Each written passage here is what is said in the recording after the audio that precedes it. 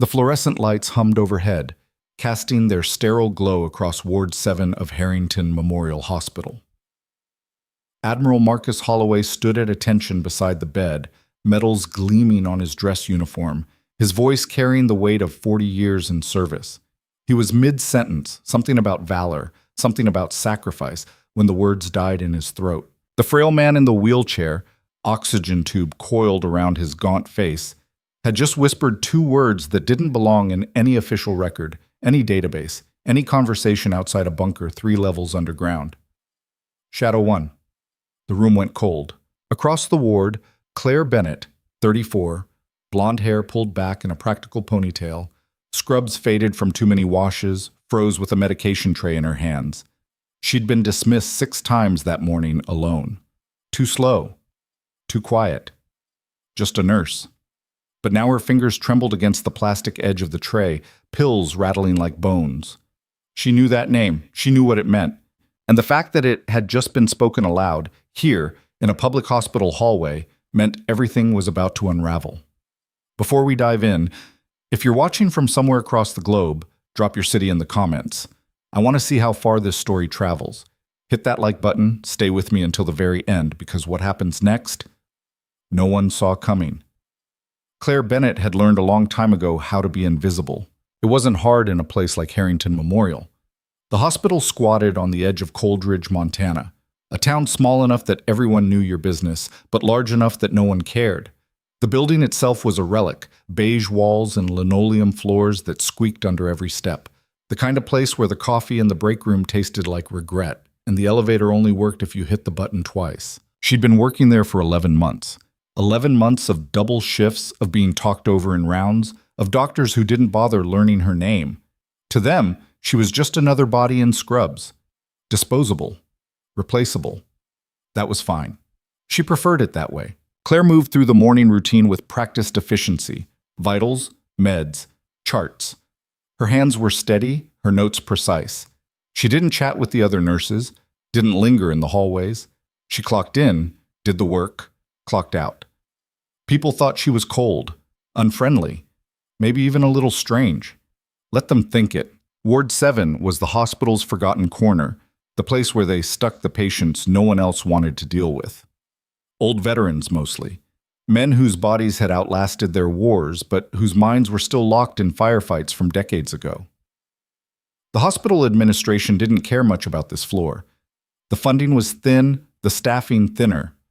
Claire had watched 2 nurses quit in the last month alone, both citing burnout and a system that didn't give a damn. She couldn't argue with that.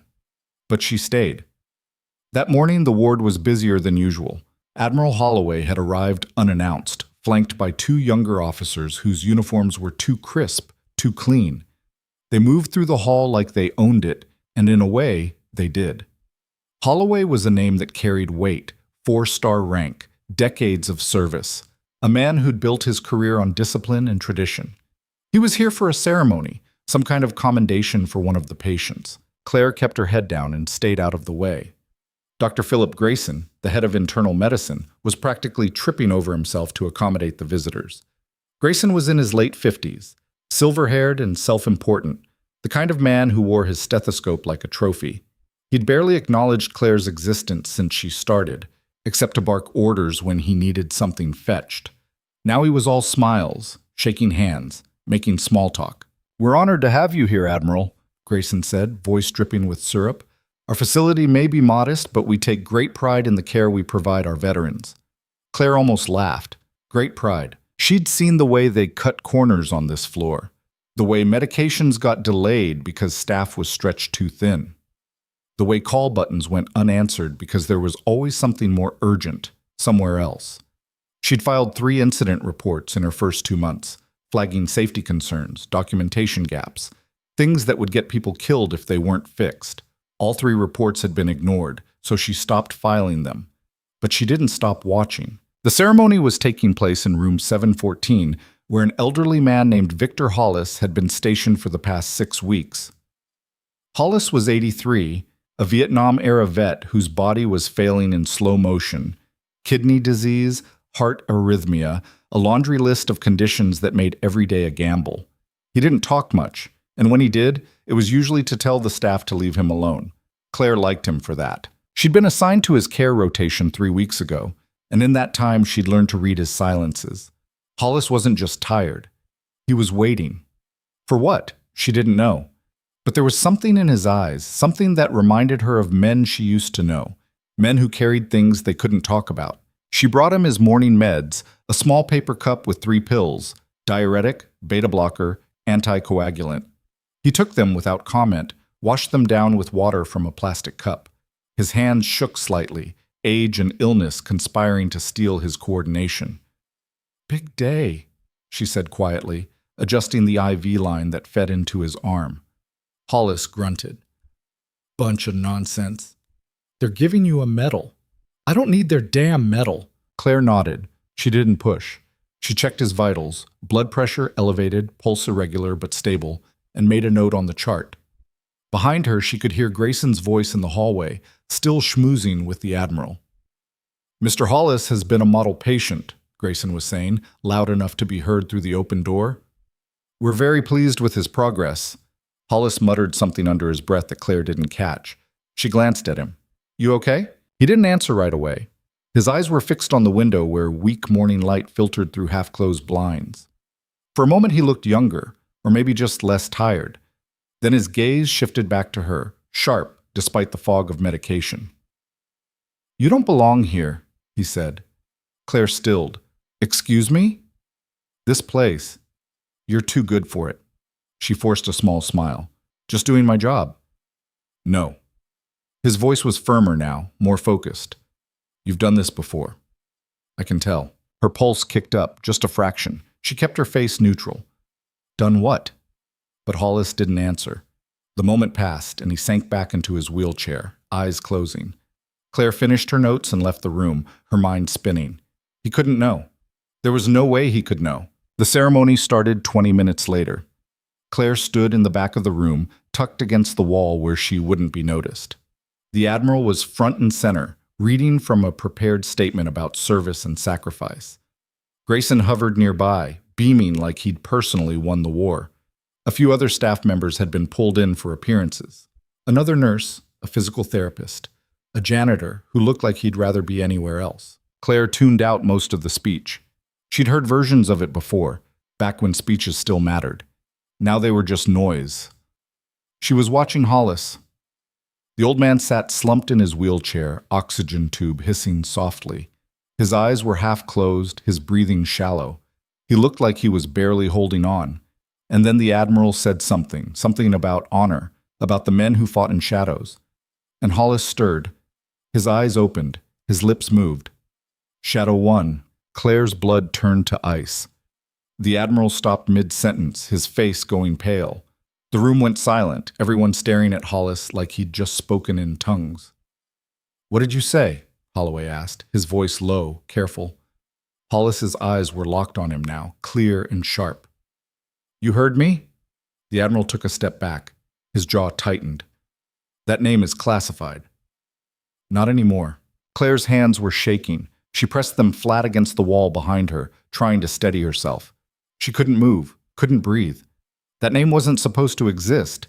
It wasn't supposed to be spoken. Not here, not anywhere outside a locked room with armed guards at the door. Shadow 1 was a ghost. A legend whispered in certain circles, denied by every official channel. An operation that never happened, a unit that never existed, a mission that was scrubbed from every record before the ink could dry. She'd been there. She'd seen it. And now, somehow, it was sitting in the middle of a rundown hospital in Montana, about to blow everything wide open. Grayson cleared his throat, nervous. "Admiral, perhaps we should—" "Everyone out," Holloway said sharply. The staff exchanged confused glances. Grayson opened his mouth to protest, but the look on the Admiral's face shut him up fast. One by one, people filed out of the room, murmuring to each other in low voices. Claire stayed where she was. Holloway didn't notice her. He was focused entirely on Hollis, his expression a mix of shock and something darker. Fear, maybe, or anger. The 2 younger officers had moved to flank the door, their postures rigid.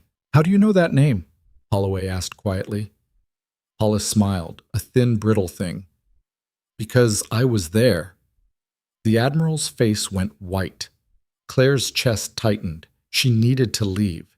She needed to get out of this room before someone connected the dots, before the past came crashing down on her like it always did.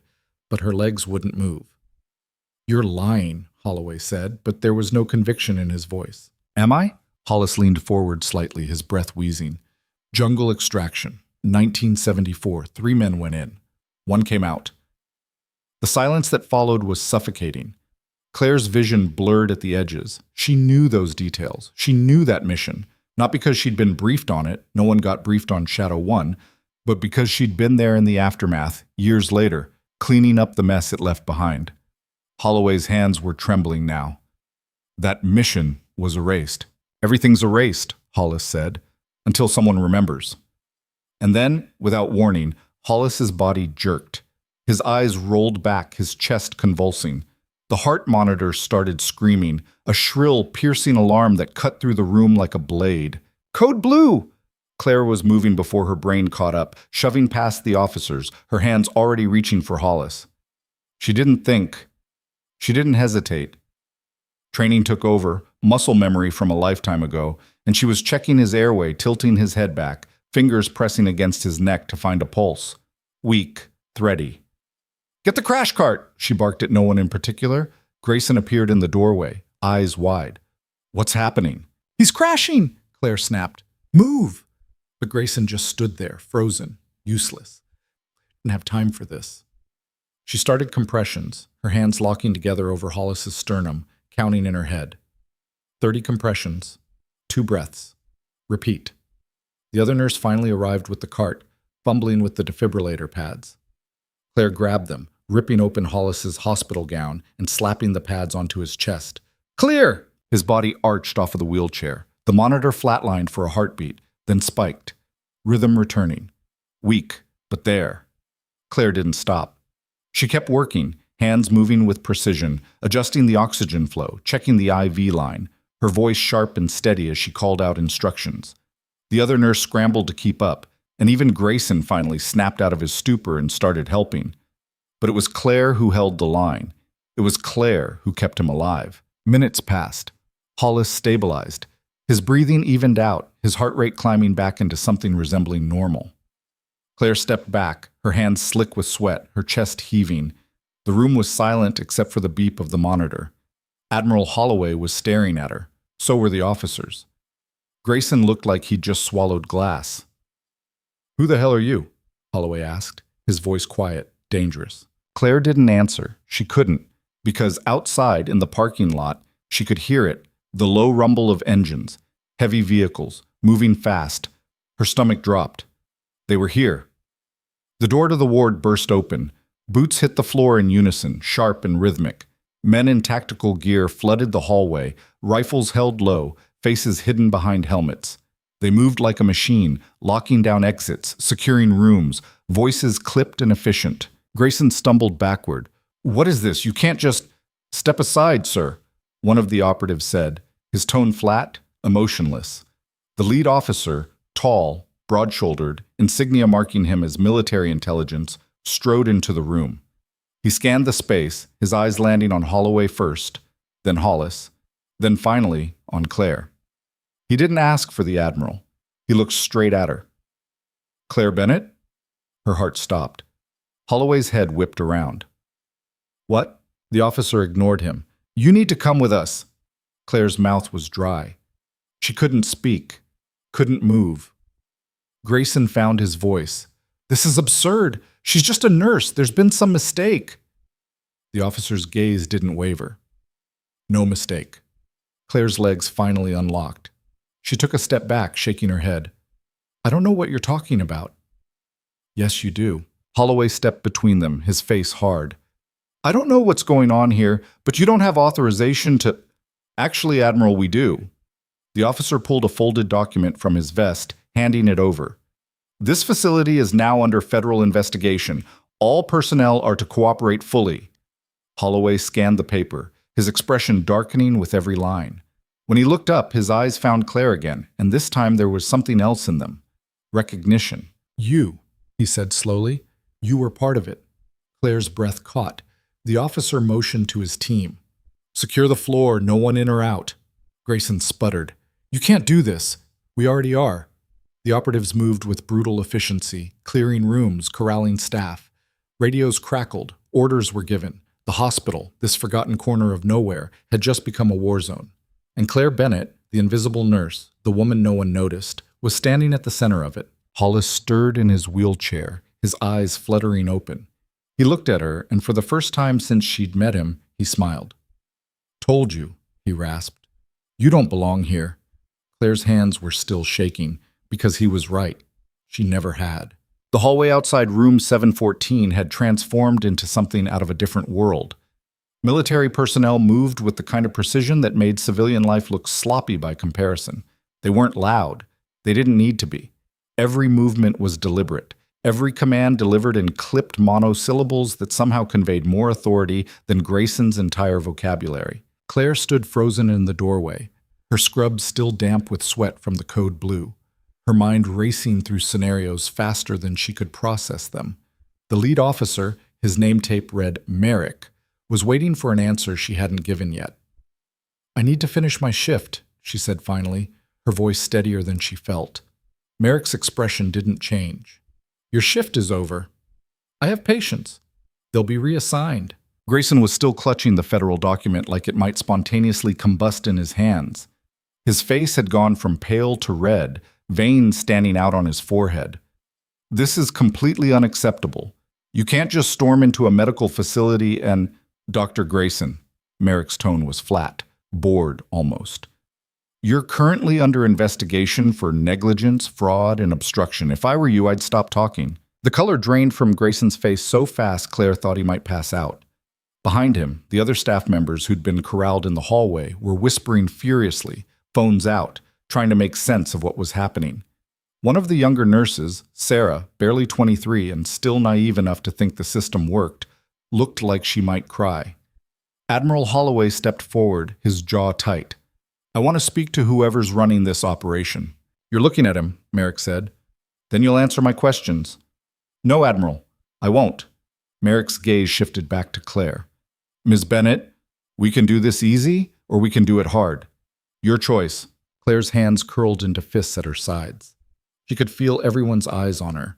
Holloway's sharp and calculating, Grayson's confused and angry, the other staff members bewildered and frightened. They were all trying to reconcile the woman they'd ignored for 11 months with whatever the hell was happening now. She looked past Merrick to where Hollis sat in his wheelchair, oxygen tubes still hissing softly. His eyes were open, clear despite the near-death experience minutes ago. He gave her the smallest nod. Permission. Or maybe just recognition. Claire unclenched her fists. "Fine. But I want to see credentials. All of them." Merrick almost smiled. Almost.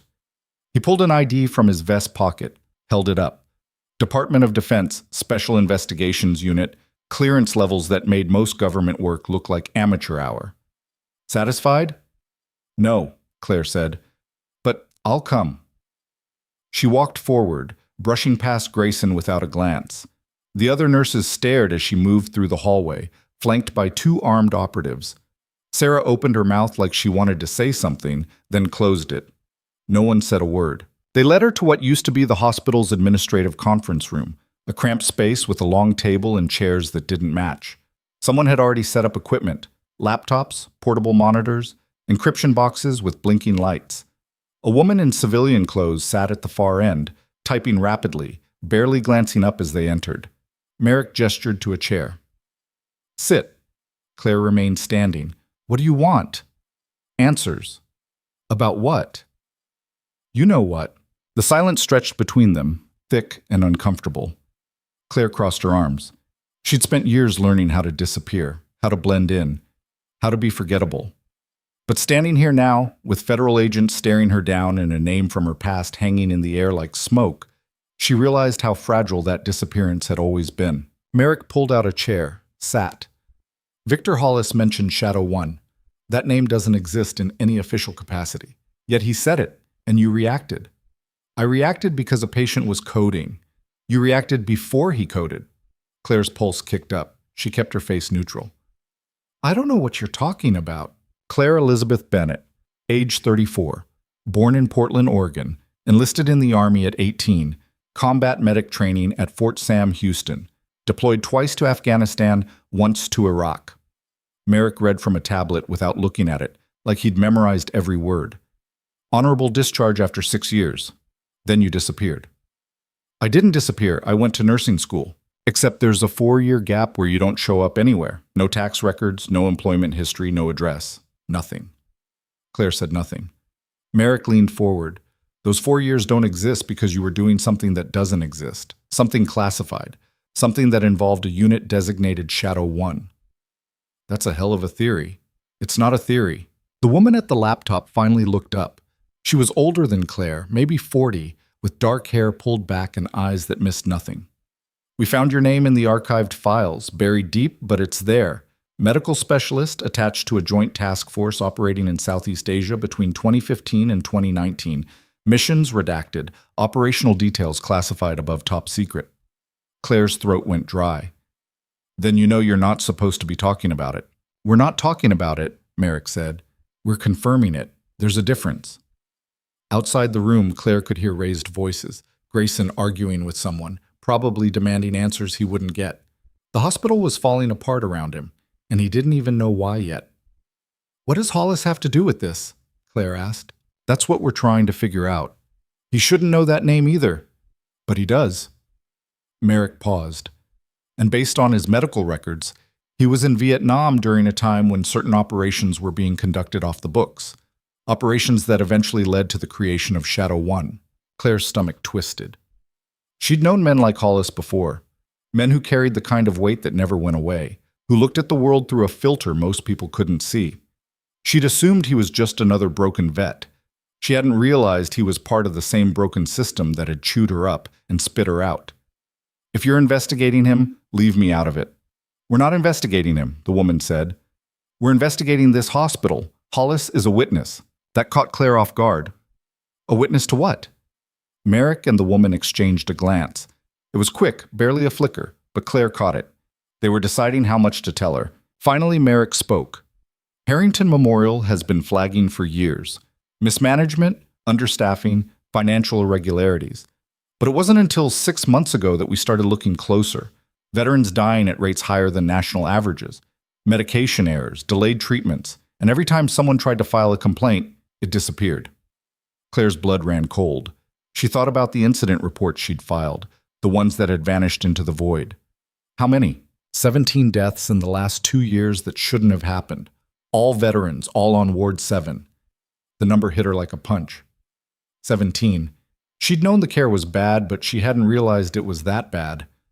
Hollis almost became number 18, Merrick continued. But you saved him, and in doing so, you put yourself on our radar. I was doing my job. You were doing more than that. You moved like someone with combat experience, someone who's worked under fire. He tilted his head. We pulled your employment file from the hospital. Your resume lists nursing school and a few years working in Portland, standard stuff. But when we dug deeper, we found discrepancies. References that don't check out. Credentials that are real but don't match the timeline. Someone built you a cover. Claire's jaw tightened. So we want to know why. And we want to know what you've seen while you've been here. For a long moment, Claire didn't speak. She thought about the past 11 months, the double shifts, the ignored warnings, the way Grayson and the other doctors treated this floor like it didn't matter. She thought about the patients she'd watched deteriorate, the ones who should have made it but didn't. I filed reports, she said quietly. 3 of them. Documented everything. Medication delays, staffing shortages, equipment failures. All of it. Merrick's expression sharpened. Where are they now? Gone. Grayson buried them. The woman typed something rapidly. We'll need you to recreate those reports, everything you remember. Why? You already know what's happening here. Knowing and proving are different things, Merrick said. We need someone on the inside, someone who's been watching. Claire laughed, but there was no humor in it. You want me to be a witness? We want you to finish what you started. The door opened and Admiral Holloway walked in without waiting for permission. His face was stone, his eyes locked on Claire. I need a moment with her, alone. Merrick stood. Admiral, that's not... I don't care what it is. Out. It wasn't a request. The woman closed her laptop without a word, and she and Merrick left the room, the door clicking shut behind them. Holloway waited until their footsteps faded before he spoke. Shadow One was supposed to stay dead. Claire met his gaze. It was never alive. But you were there. She didn't answer. Holloway pulled out a chair, sat heavily. For the first time since she'd seen him, he looked old, tired. I knew some of the men involved in those early operations. Good men. Men who did things no one should have to do because their country asked them to. And when it was over, their country erased them. I know. Do you? His voice was sharper now. Do you know what it's like to carry that? To be told your service doesn't exist, your sacrifices don't matter because acknowledging them would be inconvenient. Claire's hands were shaking again. She pressed them flat against the table. Yes, I do. Holloway stared at her for a long moment. Then he nodded slowly. Hollis recognized you. That's why he said the name. He couldn't have. Maybe not your face, but he knows what you are. Soldiers always do. Holloway leaned back. I spent 40 years in the Navy. I've seen a lot of things that don't make it into the history books. Shadow One was one of them, a joint task force, off the books, designed to handle situations that couldn't be handled officially. It started in the 70s, got reactivated in the 90s, and by the time you were involved, it was something else entirely. You seem to know a lot for something that doesn't exist. I know enough to know that the people who ran those operations didn't care what happened to the ones who carried them out. You were expendable. All of you. Claire's throat tightened. She didn't want to have this conversation, didn't want to relive the years she'd spent trying to bury, but Holloway wasn't done. What are you doing here, Ms. Bennett? In this hospital? In this town? Working. Bullshit. His voice was quiet, but it cut. You didn't end up here by accident. Someone like you doesn't just fall into a place like Harrington Memorial. You're here for a reason. Claire looked away. Maybe I just wanted to disappear. Or maybe you wanted to finish something. The silence that followed felt heavier than anything else. Because he was right. She had come here for a reason. Not to hide, not to forget, but to do what no one else would. To hold the line. Holloway stood, straightening his uniform. Whatever you're doing, be careful. The people running this hospital don't care about justice. They care about protecting themselves. And they'll burn you to do it. He left without another word. Claire sat alone in the conference room, her mind spinning. Outside, she could hear the hospital continuing to spiral, security locking down exits, staff being questioned, patients confused and frightened. It was chaos, and she was at the center of it. Merrick returned a few minutes later, the woman with the laptop trailing behind. We've started interviewing staff. Grayson's lawyering up, which tells us everything we need to know. What about the patients? Claire asked. They're being moved to other facilities under military escort. Ward 7 is officially closed. Claire's chest tightened. What happens to them after? That depends on what we find. The woman opened her laptop again, pulling up a file. We need you to walk us through the deaths, names, dates, circumstances, anything you remember. Claire's hands were still shaking. She clenched them into fists. I remember all of them. For the next 2 hours, she talked. She gave them names. Veterans who died from infections that should have been caught, strokes that could have been prevented, cardiac events that happened because no one was monitoring them closely enough. She gave them dates, times, details that had been seared into her memory because she'd been there, watching, unable to stop it. Merrick took notes. The woman recorded everything. When Claire finally finished, her voice was hoarse, her throat raw. Merrick closed his notebook, his expression unreadable. This is worse than we thought. No, Claire said quietly. It's exactly as bad as you thought. You just didn't want to believe it. The woman looked up from her laptop. We're going to need you to testify. Officially. Claire's stomach dropped. Testify where? Federal court. This goes beyond hospital mismanagement. We're looking at criminal negligence, fraud, possibly manslaughter. Grayson and the hospital administration knowingly allowed conditions that led to preventable deaths. That's not incompetence. That's a crime. I can't testify. Why not? Because I don't exist. Not officially. You said it yourself. I disappeared for 4 years. If I show up in a courtroom, people are going to ask questions I can't answer. Merrick leaned forward. Then we'll make sure those questions don't get asked. We can protect your identity, seal your records, keep your past classified. You can't promise that. No, he admitted, but we can try. Claire shook her head. She'd spent years building a life that kept her hidden, that let her exist without dragging the past behind her like a chain. Testifying meant exposing herself. It meant risking everything she'd fought to leave behind. But it also meant finishing what she'd started. The door burst open. One of the operatives stuck his head in, his face tight. "Sir, we've got a problem." Merrick was on his feet instantly. "What kind of problem?" "Grayson's gone. Security says he left through the service exit 20 minutes ago. No one stopped him."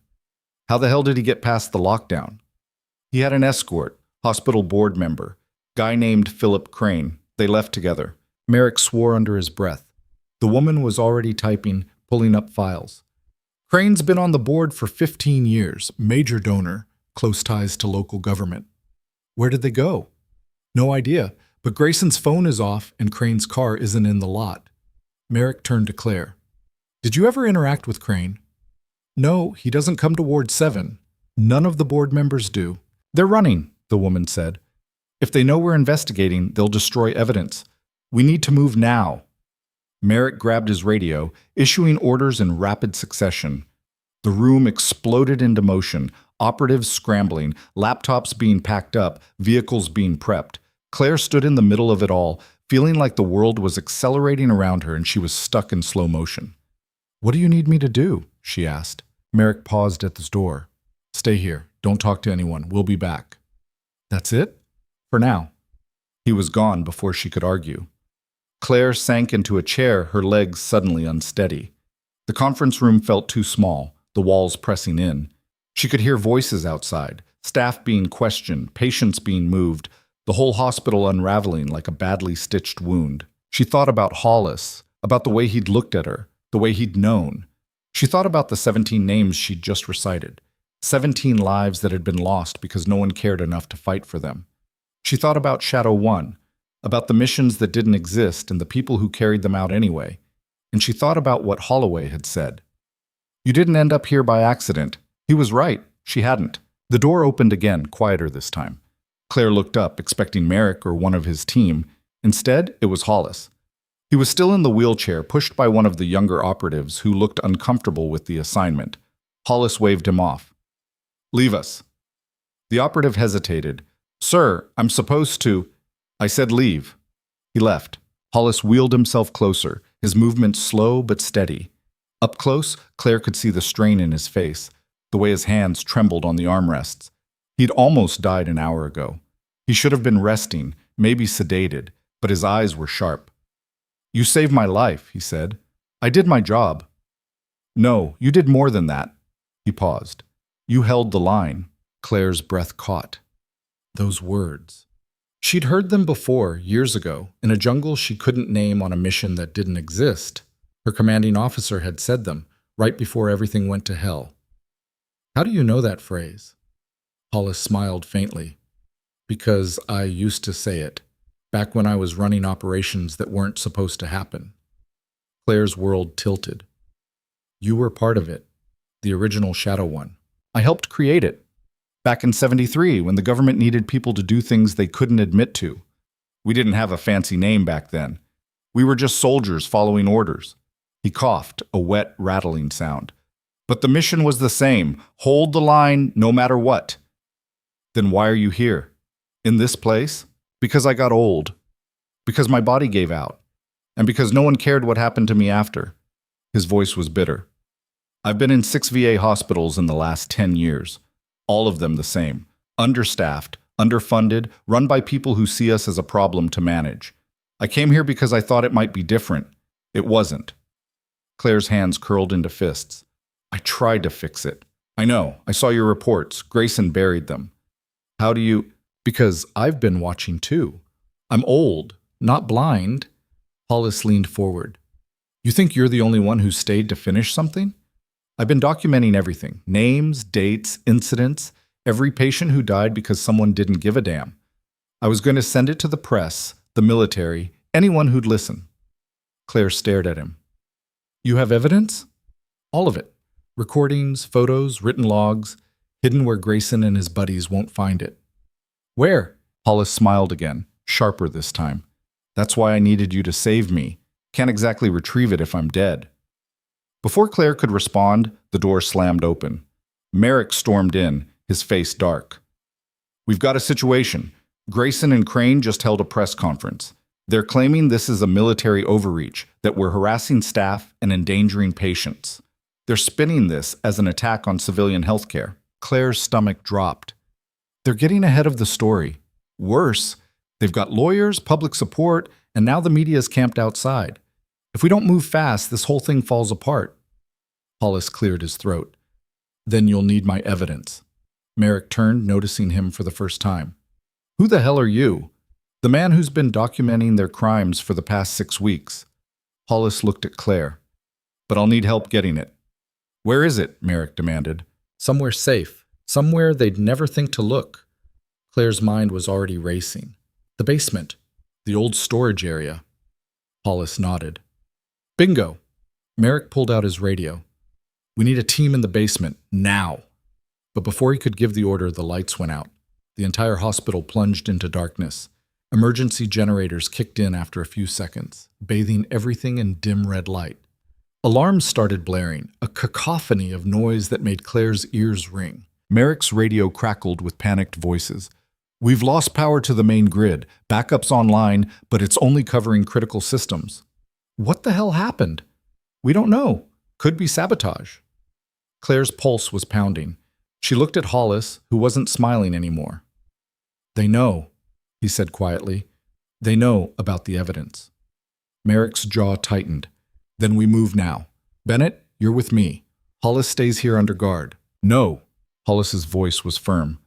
I'm coming. I'm the only one who knows exactly where it's hidden. You just coded an hour ago. I don't care. This is my evidence, my fight. I'm coming.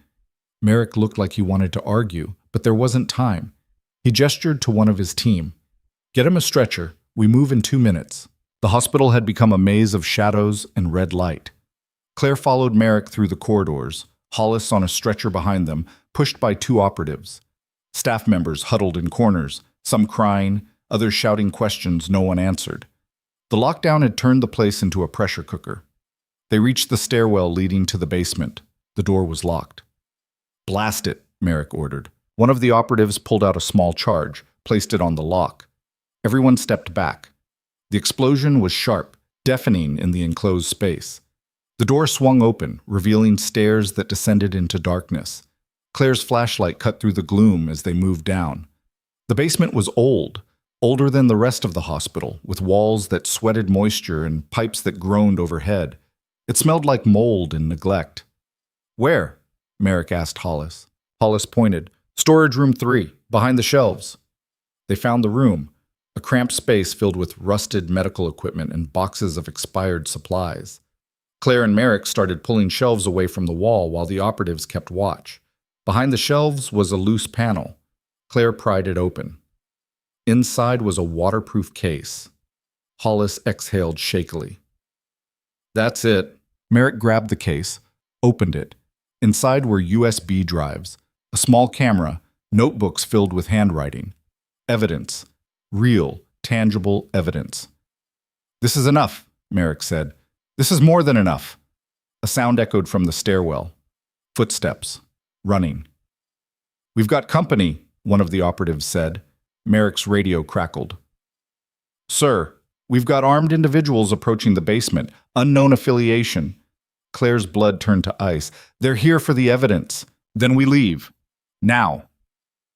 They moved fast back through the basement, up the stairs. But when they reached the ground floor, the hallway was blocked. 4 men in suits, armed, faces hard. Not police, not hospital security, private contractors. Merrick's team raised their weapons. Stand down! The lead contractor smiled. Afraid we can't do that. And behind them, stepping out of the shadows, was Crane. His face was calm, almost amused. I'm sorry it had to come to this, he said, but you're holding something that belongs to us. Merrick's grip tightened on the case. This is federal evidence. You're interfering with an investigation. No, Crane said. You're interfering with our business, and that's a mistake. Claire's hands were shaking. She looked at the contractors, at their weapons, at the cold certainty in their eyes. This wasn't about justice anymore. This was about survival. The standoff lasted 3 seconds before everything went sideways. Merrick's operatives had their rifles up, trained on the contractors. The contractors had their weapons leveled right back. Crane stood behind his hired guns, hands in his pockets, looking like a man who'd already won. The hallway was too narrow, too exposed. Any gunfire would turn this into a massacre. Claire's medical training kicked in before her combat instincts could. She was already calculating casualties, exit wounds, arterial bleeds. 6 armed men in a confined space. The math was brutal. "Lower your weapons," Merrick said, his voice controlled but sharp. "After you," Crane replied. Nobody moved. Then Hollis coughed, wet, rasping, his body convulsing on the stretcher. The sound broke the tension like glass shattering. One of the operatives glanced down at him, just for a second. That second was enough. The lead contractor shifted his weight, finger tightening on the trigger. Claire saw it happen in slow motion, the way muscles tensed before action. She didn't think.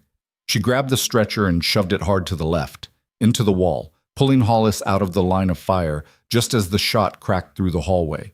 The bullet hit the wall where his head had been, plaster exploding in a cloud of white dust. Merrick's team returned fire instantly. The hallway erupted, muzzle flashes lighting up the red emergency lighting, the sound deafening in the enclosed space. Claire dropped flat, her body covering Hollis as best she could. She felt him thrashing beneath her, his breathing rapid and shallow. "Stay down," she shouted, but her voice was lost in the chaos. The contractors were falling back, using doorways for cover.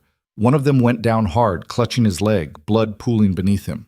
Another was firing blind around a corner, shots going wild. Merrick's operatives advanced in pairs, one covering while the other moved. Textbook tactics that looked nothing like the movies. Claire dragged the stretcher backward, muscles screaming. Hollis was dead weight, his eyes rolling back, shock, blood pressure dropping. She needed to get him out of here or he'd die right here in the hallway. "Bennett!" Merrick's voice cut through the gunfire. "Move!" She didn't need to be told twice. She hauled the stretcher toward the stairwell they'd just come from, every instinct screaming at her to run faster. Behind her, the gunfight continued, short, controlled bursts from Merrick's team, panicked volleys from the contractors. One of Crane's men tried to rush forward and caught 2 rounds center mass. He dropped without a sound. Claire made it to the stairwell, her lungs burning. She looked back just in time to see Crane disappearing around a corner, moving fast. The evidence case still visible in Merrick's grip as he barked orders into his radio. "All units, we have armed hostiles in the building. Lethal force is authorized. I repeat, lethal." The radio died. Just cut out, mid-sentence. Merrick stared at it, then at Claire. "They're jamming us." "How?" "Doesn't matter. We need to move." "But moving where?" The hospital was a maze, and Crane clearly had people positioned throughout. Claire's mind raced through the layout. Main exits were locked down by Merrick's team, but there were service entrances, loading docks, maintenance tunnels. Places someone with inside knowledge could use to disappear. Someone like Crane. "The loading dock," Claire said. "Southwest corner. He's heading there." "How do you know?" "Because that's where I'd go. It's the only exit that doesn't require passing through public areas." Merrick hesitated, then nodded. He gestured to 2 of his operatives. "You 2, get Hollis to the mobile command post outside. Full medical support. Bennett, you're with me." "I should go with him." "No. You know this building. I need you." Claire looked at Hollis. His eyes found hers, barely focused. "Go," he rasped. "Finish it." She squeezed his hand once, then let go. They moved fast through the hospital, Merrick leading with his sidearm drawn, Claire right behind him. The emergency lighting cast everything in hellish red, shadows jumping and stretching. They passed staff huddled in rooms, patients confused and frightened, the whole building feeling like it was holding its breath. A fire alarm started blaring, adding to the chaos. Someone had pulled it, trying to trigger an evacuation. Smart move, if Crane wanted to blend into a crowd. But Merrick's lockdown was still in effect.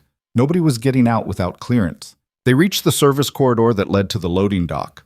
The lights here were out completely, emergency power apparently not extending this far. Claire pulled out her phone, using the flashlight to illuminate the path. The beam caught something on the floor. Blood. Fresh, still wet, leading down the corridor. Merrick crouched, examining it. Arterial spray, one of the contractors we hit. D. They followed the trail, weapons ready. The corridor opened into the loading dock, a concrete space with metal roll-up doors and a fleet of delivery trucks parked haphazardly. One of the doors was open, cold night air pouring in. And there, slumped against a truck tire, was one of Crane's contractors. He was clutching his stomach, blood seeping between his fingers, his face pale and slick with sweat. His weapon lay a few feet away. Claire's training kicked in. She moved toward him. Merrick grabbed her arm. He's an enemy combatant.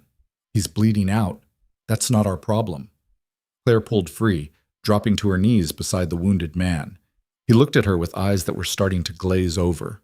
Please, he whispered. She pressed her hands over his, adding pressure to the wound. Abdominal GSW, likely perforated intestine, maybe liver damage. He needed surgery within the hour, or he'd die. Where's Crane? Merrick demanded, standing over them. The contractor's head lolled. Gone. Took the case. Where did he go? Don't know. Merrick swore. He raised his radio, tried again. Still jammed. He looked at Claire. Can you stabilize him? Not here. He needs a hospital. We're in a hospital. We're in a war zone. Merrick pulled out his phone, dialed. It rang once before someone picked up. This is Merrick. I need medical evac to the loading dock, now. One wounded hostile critical condition. He listened, then hung up. 5 minutes. Claire nodded, maintaining pressure. The contractor's breathing was getting shallower.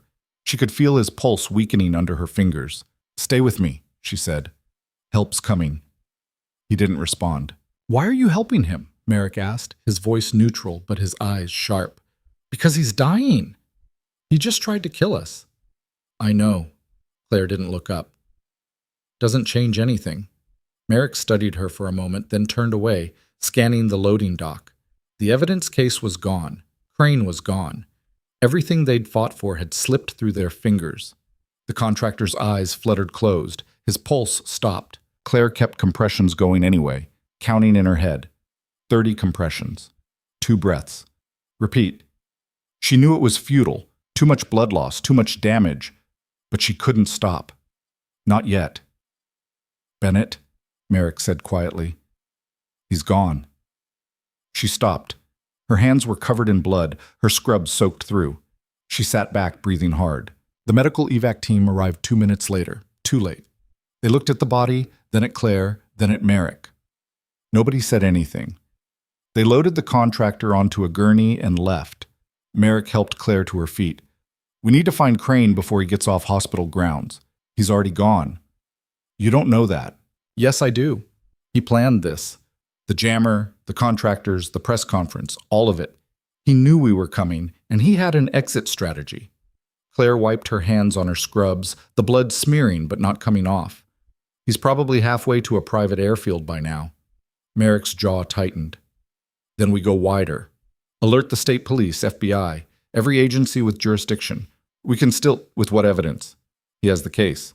The silence that followed was suffocating. Merrick looked like he wanted to punch something. Instead, he holstered his weapon and pulled out his phone again, making calls, issuing orders, trying to salvage what was left. Claire walked to the open loading dock door, looking out at the night. The hospital parking lot was chaos. Emergency vehicles, news vans, crowds of people being held back by barriers. Helicopter searchlights swept across the area. Somewhere in that mess, Crane was disappearing, and with him, any chance of justice. She thought about the 17 names she'd recited earlier. 17 veterans who died because people like Crane valued profit over lives. She thought about Hollis, about the way he'd looked at her and said, finish it. She'd failed. A hand touched her shoulder. She turned to find Merrick standing beside her, his expression grim. The jammer's offline. My team just took it out. We're back in communication. Does it matter? It matters because we're not done. He held up his phone, showing her a screen. I just got a message from my tech specialist. She was monitoring Crane's phone before it went dark. Got a partial location ping. Claire's pulse quickened. Where? Old Industrial Park, 3 miles north. It's been abandoned for years. Why would he go there? Because it's off the grid. No cameras, no witnesses, perfect place for a handoff. A handoff to who? Merrick's expression darkened. That's what we're going to find out. They took one of the military vehicles, Merrick driving, Claire in the passenger seat. The radio chatter was constant, teams reporting in, perimeter secured, no sign of Crane or the remaining contractors. The hospital was locked down tight, but the bird had already flown. The drive took 10 minutes, the city giving way to empty lots and shuttered warehouses. The industrial park loomed ahead, a sprawl of rusted metal and broken windows. Merrick killed the headlights as they approached, coasting to a stop behind an old cement mixer. "How do you want to do this?" Claire asked. "Quiet. We get eyes on the situation first, then decide."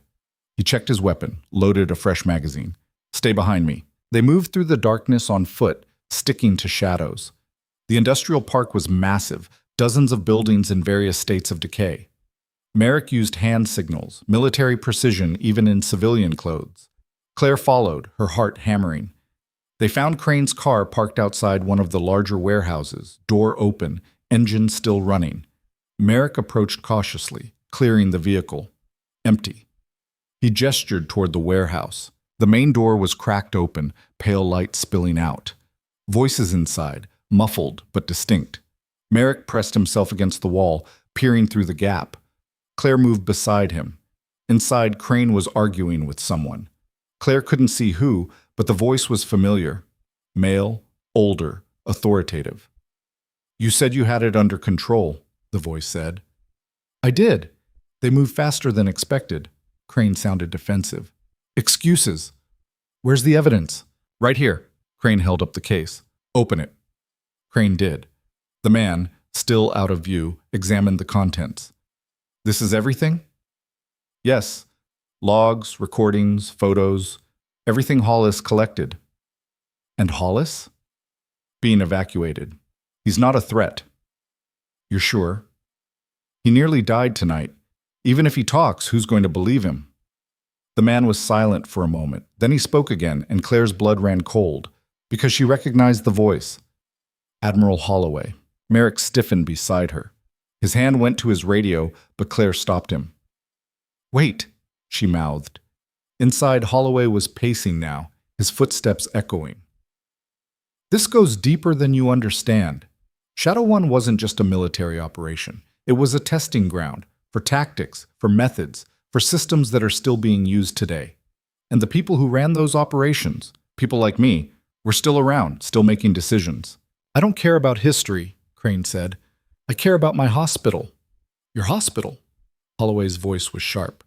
"You mean the front, the place where we've been running off the books trials on veterans for the past 5 years, testing medications, procedures, all of it unreported, all of it paid for by defense contractors who want results without oversight."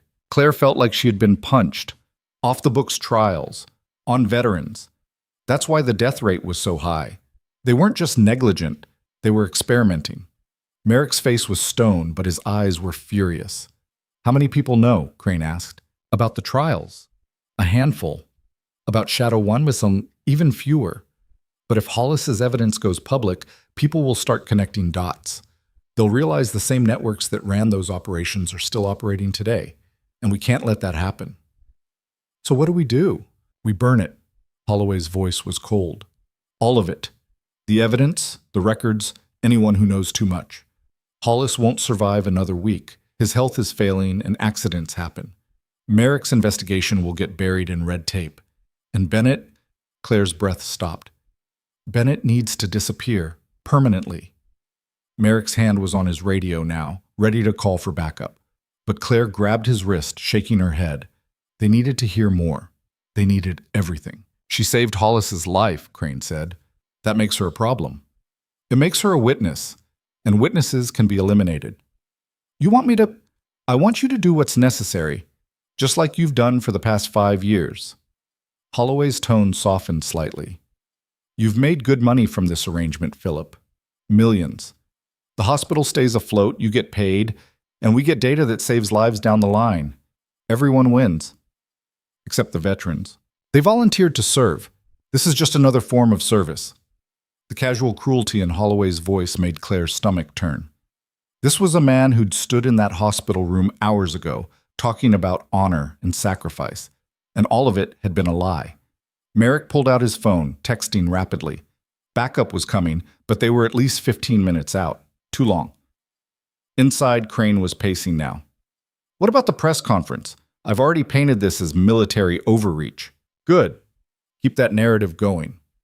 By the time the truth comes out, if it ever does, we'll be long gone. And if Merrick doesn't back down? He will. I've already made calls. His superiors are being briefed as we speak. By morning, this investigation will be shut down, and he'll be reassigned somewhere far away. Merrick's jaw clenched. Claire could see the fury in his eyes, but he kept it controlled. What about the other contractors? Crane asked. One of them is dead. Collateral damage. Untraceable. They were hired through intermediaries, paid in cash. No paper trail. You've thought of everything. I always do. Footsteps approached the door. Claire and Merrick flattened against the wall, weapons ready. But the door didn't open. Instead, Crane's voice came through, closer now. What if Bennett doesn't disappear quietly? Then we make it loud.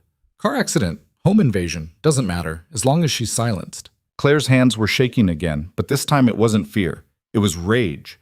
Pure white-hot rage at the men inside who'd turned veterans into lab rats, who'd covered up deaths, who were now casually discussing her murder like it was a minor inconvenience. Merrick put a hand on her shoulder, steadying her. His eyes said, "Wait." Inside, Holloway was wrapping up. Destroy the evidence tonight. I'll handle the political fallout. And Philip, no more mistakes. Understood. Footsteps again, moving away. A back door opening and closing. Engine starting, then fading into the distance. Holloway was leaving. Crane remained inside, alone with the evidence case. Merrick looked at Claire, then at his phone. Backup was still 10 minutes out. He made a decision. He keyed his radio, keeping his voice low. All units, be advised. Admiral Holloway is a hostile actor. Repeat, Holloway is hostile. Apprehend on site. The response came back immediately, confused but confirming. Merrick holstered his radio and drew his weapon. We go in now. Quiet. Crane doesn't leave with that case. Claire nodded. She wasn't armed, but she didn't need to be. She knew how to move, how to stay low, how to use surprise. They slipped through the door. The warehouse was mostly empty, just concrete floors and metal support beams. Crane stood in the center, the evidence case open on a makeshift table. He was pouring gasoline over the contents, preparing to burn it all. Merrick raised his weapon. Step away from the case. Crane froze, then turned slowly. When he saw them, he didn't look surprised. He looked resigned. You were listening. Every word. Then you know how this ends. Yeah, with you in custody. Crane smiled, but there was no warmth in it. You really think you can stop this? Holloway has connections at every level. By the time you try to make your case, he'll have buried you so deep no one will ever find the body. We'll take that chance. Crane shook his head. He reached into his jacket, and Merrick's finger tightened on the trigger. But Crane just pulled out a lighter. You want the evidence? Come get it. He flicked the lighter open. Don't, Merrick warned. Crane's smile widened. Too late. He dropped the lighter. The gasoline ignited instantly, flames roaring to life. The evidence, the USB drives, the notebooks, the camera, all of it caught fire. Crane stumbled backward, laughing, the flames reflected in his eyes. Merrick rushed forward, trying to salvage something, anything, but the fire was too hot, spreading too fast. Claire grabbed his arm, pulling him back. It's gone! We need that evidence! It's gone! The flames climbed higher, smoke filling the warehouse. Crane was still laughing, backing toward the rear exit. You can't win! You never could! He turned and ran. Merrick started after him, but the smoke was too thick now, the heat too intense. Claire dragged him toward the front door, both of them coughing, eyes streaming. They burst outside just as the warehouse groaned, part of the roof collapsing inward. The fire was consuming everything, the evidence turning to ash. Crane was gone. Merrick dropped to his knees, staring at the burning building. We had him. We had everything. Claire's throat was raw from smoke, her mind racing. The evidence was destroyed. Holloway was in the wind. Crane had escaped, Everything they'd fought for, gone. But then she remembered something. The backups, she said. What? Hollis said he documented everything. He's a veteran, paranoid, smart. Claire grabbed Merrick's arm. He wouldn't keep just one copy. There have to be backups. Merrick's eyes widened. Where? I don't know, but he does. They ran back to the vehicle, Merrick already on the radio. I need Hollis's location, now. The response came back immediately. Mobile command post, northwest side of the hospital. He's stable but unconscious. Wake him up. They sped back toward the hospital, sirens wailing. Claire's mind was spinning through possibilities. If Hollis had backups, where would he hide them? Not at the hospital, too risky. Not at home, too obvious, somewhere safe, somewhere only he knew about. Somewhere a paranoid veteran would trust. They reached the mobile command post, a converted RV parked in the hospital lot. Inside, Hollis was on a stretcher, IV lines running into both arms, oxygen mask over his face. The medic attending him looked up as they burst in. He's sedated, the medic said. You can't... Wake him up, Merrick repeated. Sir, he needs rest. Now. The medic hesitated, then nodded. He adjusted the IV, reducing the sedative. Hollis stirred after a few moments, his eyes fluttering open. He looked at Claire, confused. Hey, she said softly, we need your help. Hollis blinked slowly. What happened? Crane burned the evidence, all of it. Claire leaned closer. But you're smart. You made backups, didn't you? Hollis's eyes focused slightly. Yeah. Where? He tried to speak, but his voice was too weak. Claire pulled the oxygen mask down slightly. Where are they? Locker, he rasped. Bus station. Which bus station? Coldridge, downtown, locker 237. Key? Hollis's hand fumbled toward his neck. Hanging from a thin chain was a small key. Claire removed it carefully. Get it, Hollis whispered. Finish this. We will. His eyes closed again, exhausted. The medic replaced the oxygen mask and adjusted the sedative back up. He needs to rest now. Claire and Merrick left the command post, moving fast. The bus station was a 10-minute drive, but they made it in 5. The building was old, mostly deserted at this hour, just a few travelers waiting for late-night routes. They found the lockers in the back.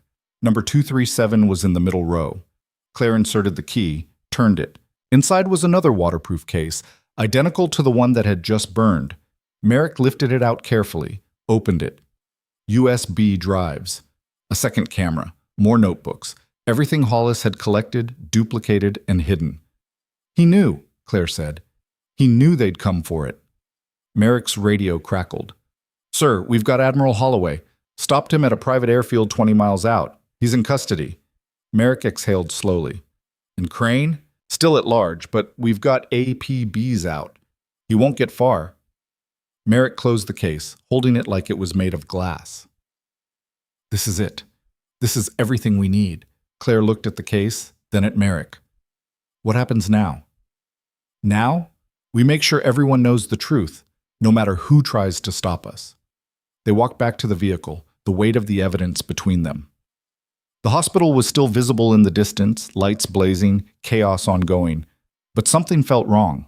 Claire's instincts prickled, that same sixth sense that had kept her alive during operations that didn't exist. She scanned the parking lot, the shadows between cars. Merrick, she said quietly. He looked up. The shot came from nowhere, a crack that split the night. Merrick went down hard, blood blooming across his chest. The evidence case hit the ground, spilling open. Claire dropped instinctively, pulling Merrick behind a car. His breathing was labored, blood pooling beneath him. Sucking chest wound, right lung compromised. Stay with me, she said, applying pressure. Another shot, this one hitting the car above their heads. Glass rained down. Claire looked around wildly. The shooter was somewhere high, rooftop maybe. Professional, patient. And then she saw him. Crane, standing at the edge of the parking lot, phone in hand. He wasn't holding a weapon. He didn't need to. He'd hired someone else to do the wet work. Their eyes met across the distance. Crane smiled, and somewhere above, the sniper adjusted his aim. This time, he was aiming at her. Claire didn't wait for the second shot. She grabbed the evidence case with one hand and Merrick's tactical vest with the other, dragging him backward between two parked cars. His weight was dead weight, blood leaving a trail across the asphalt. The sniper's round punched into the ground where her head had been a second earlier, concrete chips spraying. Merrick's eyes were open but unfocused, his breath coming in wet gasps. Tension pneumothorax, air escaping into the chest cavity, collapsing the lung, pressure building. Without intervention, he had minutes. Claire's hands moved on autopilot. She ripped open his vest, exposing the entry wound just below the right clavicle. No exit wound visible, which meant the bullet was still inside, possibly lodged near the spine. She needed to relieve the pressure or his other lung would collapse too. "Stay with me," she said, though she wasn't sure he could hear her. She pulled the trauma kit from his vest, military grade, designed for exactly this scenario. Needle decompression kit, occlusive dressing, hemostatic gauze. Her fingers found the second intercostal space just above the third rib, mid-clavicular line. She didn't hesitate. The 14-gauge needle punched through skin and muscle into the pleural space. The hiss of escaping air was immediate. Merrick gasped, his eyes clearing slightly. "Claire, don't talk."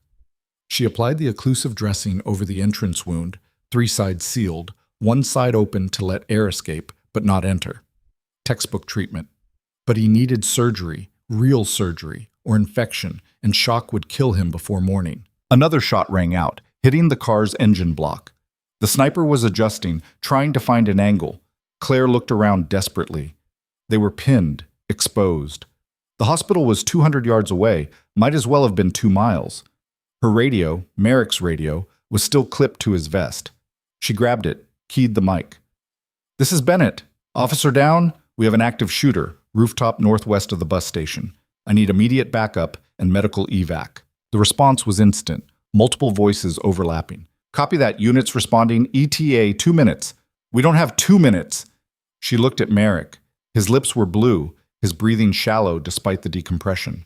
Hypovolemic shock setting in. She needed to move him, but moving meant exposing herself to the sniper. Across the parking lot, Crane was still visible, phone pressed to his ear.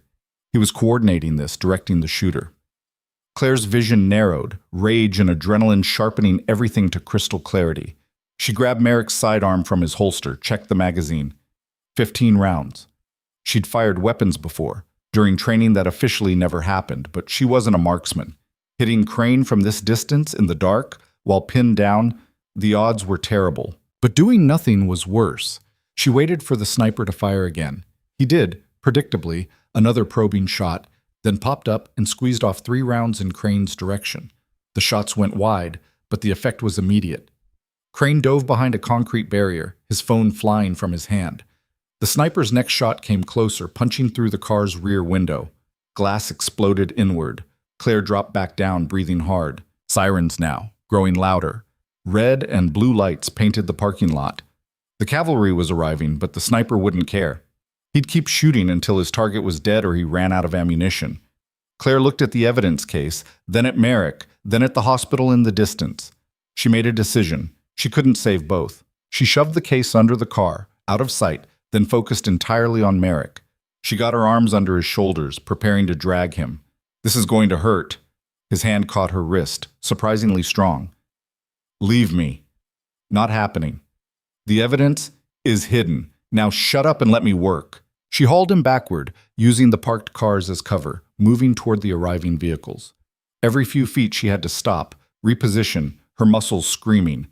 Merrick's blood soaked through her scrubs, warm and sticky. The sniper kept firing, methodical, patient, waiting for a clear shot. A tactical vehicle screeched to a halt 20 feet away, operatives pouring out. They laid down suppressive fire toward the rooftop, forcing the sniper to take cover. 2 medics rushed forward with a stretcher. Tension pneumothorax right side, needle decompression performed, sucking chest wound sealed, Claire rattled off as they took over. Hypotensive, showing signs of shock. He needs a trauma surgeon now. They loaded Merrick onto the stretcher, moving fast. One of the operatives grabbed Claire's arm. "Ma'am, you need to come with us." "Not yet." She pulled free, running back toward the cars. The evidence case was still there, wedged under the chassis. She grabbed it, then sprinted toward the tactical vehicle as rounds sparked off the pavement behind her. She dove into the vehicle's open door just as it started moving, tires screeching. The sniper's next shot hit the rear panel, but by then they were accelerating, putting distance between them and the kill zone. Inside, Claire collapsed against the seat, gasping. Her hands were shaking so badly she could barely hold the case. One of the operatives, a woman with sergeant stripes, checked her over quickly. "You hit?" "No." "You sure you're covered in blood?" "Not mine." The sergeant nodded, then keyed her radio. "Suspect vehicle spotted leaving the bus station, black sedan, plates obscured, all units pursue." Crane. He was running again. The tactical vehicle raced toward the hospital, where Merrick's stretcher was already being rushed inside. Claire followed, still clutching the evidence case. The emergency department had been cleared, military personnel establishing a secure perimeter. They wheeled Merrick straight into surgery, doors slamming shut behind him. Claire stood in the hallway, alone suddenly, the case heavy in her hands. She could feel eyes on her, hospital staff, operatives, people she didn't recognize. Everyone staring at the nurse who wasn't just a nurse. The sergeant appeared beside her. "Ma'am, I need you to come with me. We have a secure location where—" "Where's Holloway?" "In custody. FBI has him at a federal facility." "I want to see him." The sergeant hesitated. "That's not— I want to see him now." Something in Claire's voice made the argument die. The sergeant nodded slowly. "I'll make a call." 20 minutes later, Claire was in the back of an armored SUV, the evidence case locked in a trunk, heading toward the federal building downtown. She'd refused to change out of her blood-soaked scrubs. Let Holloway see what his orders had caused. The federal holding facility was underground, accessed through a parking garage that required 3 separate security checks. They led her through corridors that smelled like disinfectant and fear, past cells with reinforced doors and tiny windows. Holloway was in an interrogation room at the end. No windows, just concrete walls and a metal table bolted to the floor. He sat on one side, hands cuffed, still wearing his dress uniform. When Claire walked in, his expression didn't change. "Ms. Bennett," he said, like they were meeting for coffee. Claire sat across from him. The guard who'd escorted her stayed by the door, hand on his weapon. "You ordered my death," Claire said. "I ordered damage control. There's a difference." "Not to the people being damaged." Holloway leaned back, the cuffs rattling against the table. "You don't understand the bigger picture. You never did. Shadow 1 wasn't just an operation. It was a paradigm shift, a recognition that modern warfare requires methods that don't fit traditional military doctrine." "You mean war crimes." "I mean effectiveness. Results. The missions you participated in saved thousands of lives, maybe more, but because the methods were unconventional, they had to be classified, erased, and the people who carried them out had to be erased too. People like me." "People like you," Holloway agreed. "You were exceptional, one of the best field medics we ever had. But you became a liability when you started asking questions." Claire's hands curled into fists under the table. "So you buried me. We gave you a second chance, a new identity, a clean slate. Most people in your position don't get that. Most people in my position end up dead." "Some do," Holloway said, his voice matter of fact. "The ones who can't let go. The ones who think they can fight the system and win." "I did win." Holloway smiled, thin and cold. "Did you? Merrick's in surgery right now, probably dying. Crane's still free. And even with Hollis's evidence, do you really think anything will change? The networks that ran Shadow 1 are still in place. The contractors, the politicians, the bureaucrats, all of them. You might burn me, but the system will keep running." "Not if people know the truth." "People don't want the truth. They want to feel safe. And if we have to do terrible things to keep them safe, they'll look the other way. They always have." Claire stood up, the chair scraping loudly against the floor. "You're wrong. About all of it. People do care. And the ones who died because of you, they deserved better than to be experiments in your war games." She turned to leave. "Claire." Holloway's voice stopped her at the door. "You can't win this. Even if you testify, even if I go to prison, there are others. People higher up the chain than me, and they won't let this become public. They'll bury you so deep no one will ever find the body. Then I'll make sure the evidence gets out first." She left him there, still cuffed to the table, still believing he was untouchable. Back at the hospital, Claire went straight to the surgical wing. Merrick was still in the OR, had been for 3 hours. The surgeon, A tired-looking man in his 50s finally emerged, pulling off his mask. He's stable.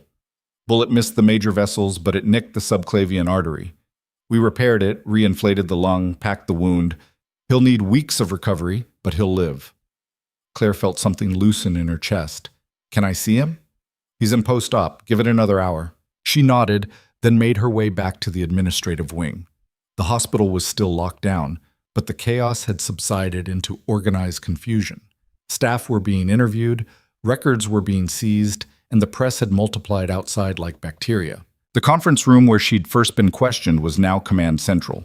Agents from multiple agencies, FBI, DOD, Inspector General's office, were coordinating, building cases, preparing warrants.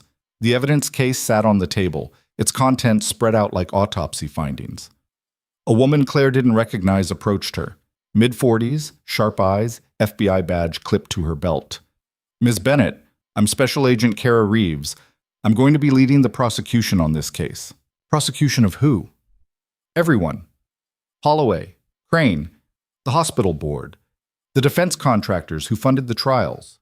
We're talking federal conspiracy charges, fraud, manslaughter, possibly murder. Reeves gestured to the evidence. What Hollis documented is damning. Combined with your testimony, we have enough to take this all the way. Holloway said you'd bury it. Holloway's wrong. This is too big, too documented. People are already talking. The press conference Crane held backfired. He drew attention right when he should have stayed quiet. Now everyone's watching. Claire wanted to believe her, but she'd been burned before by people making promises they couldn't keep. What about me? What about you? My past. Shadow 1. The classified operations. Reeves was quiet for a moment. That's complicated. Officially, we can't acknowledge any of that. But unofficially, we can protect you. Keep your identity sealed, testimony given behind closed doors, your service record classified. So I stay a ghost. You stay safe. There's a difference. Maybe there was. Claire wasn't sure anymore. She spent the next hour giving her statement, walking Reeves through everything, the report she'd filed, the deaths she'd witnessed, the conversation she'd overheard between Holloway and Crane. Reeves recorded it all, her expression growing darker with each detail. When Claire finished, Reeves closed her laptop. You know you're a hero, right? What you did tonight, saving Hollis, securing the evidence, exposing a conspiracy that's been running for years, that takes guts most people don't have. I'm not a hero. I'm just someone who couldn't look away. That's what makes you a hero. Claire didn't respond. She was too tired for philosophical debates about heroism and duty. She left the conference room and went to check on Hollis. He was awake now, still in the mobile command post, but looking stronger. When he saw her, he tried to sit up.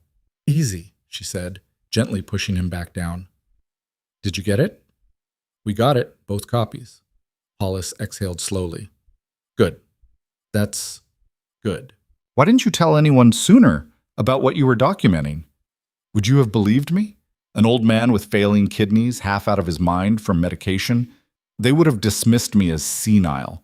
I needed proof, real, undeniable proof. He coughed, wincing. And I needed someone like you, someone who understood what we were fighting. I didn't understand, not at first. But you do now, Claire nodded. She did. This wasn't just about bad medical care or corrupt administrators. It was about a system that chewed up veterans and spit them out, that used them in life and abandoned them in death. Hollis reached for her hand, his grip weak but steady. What happens next? Trials. A lot of them. And hopefully justice. You believe that? I have to. He smiled faintly. Then so do I. Over the next 48 hours, the story exploded.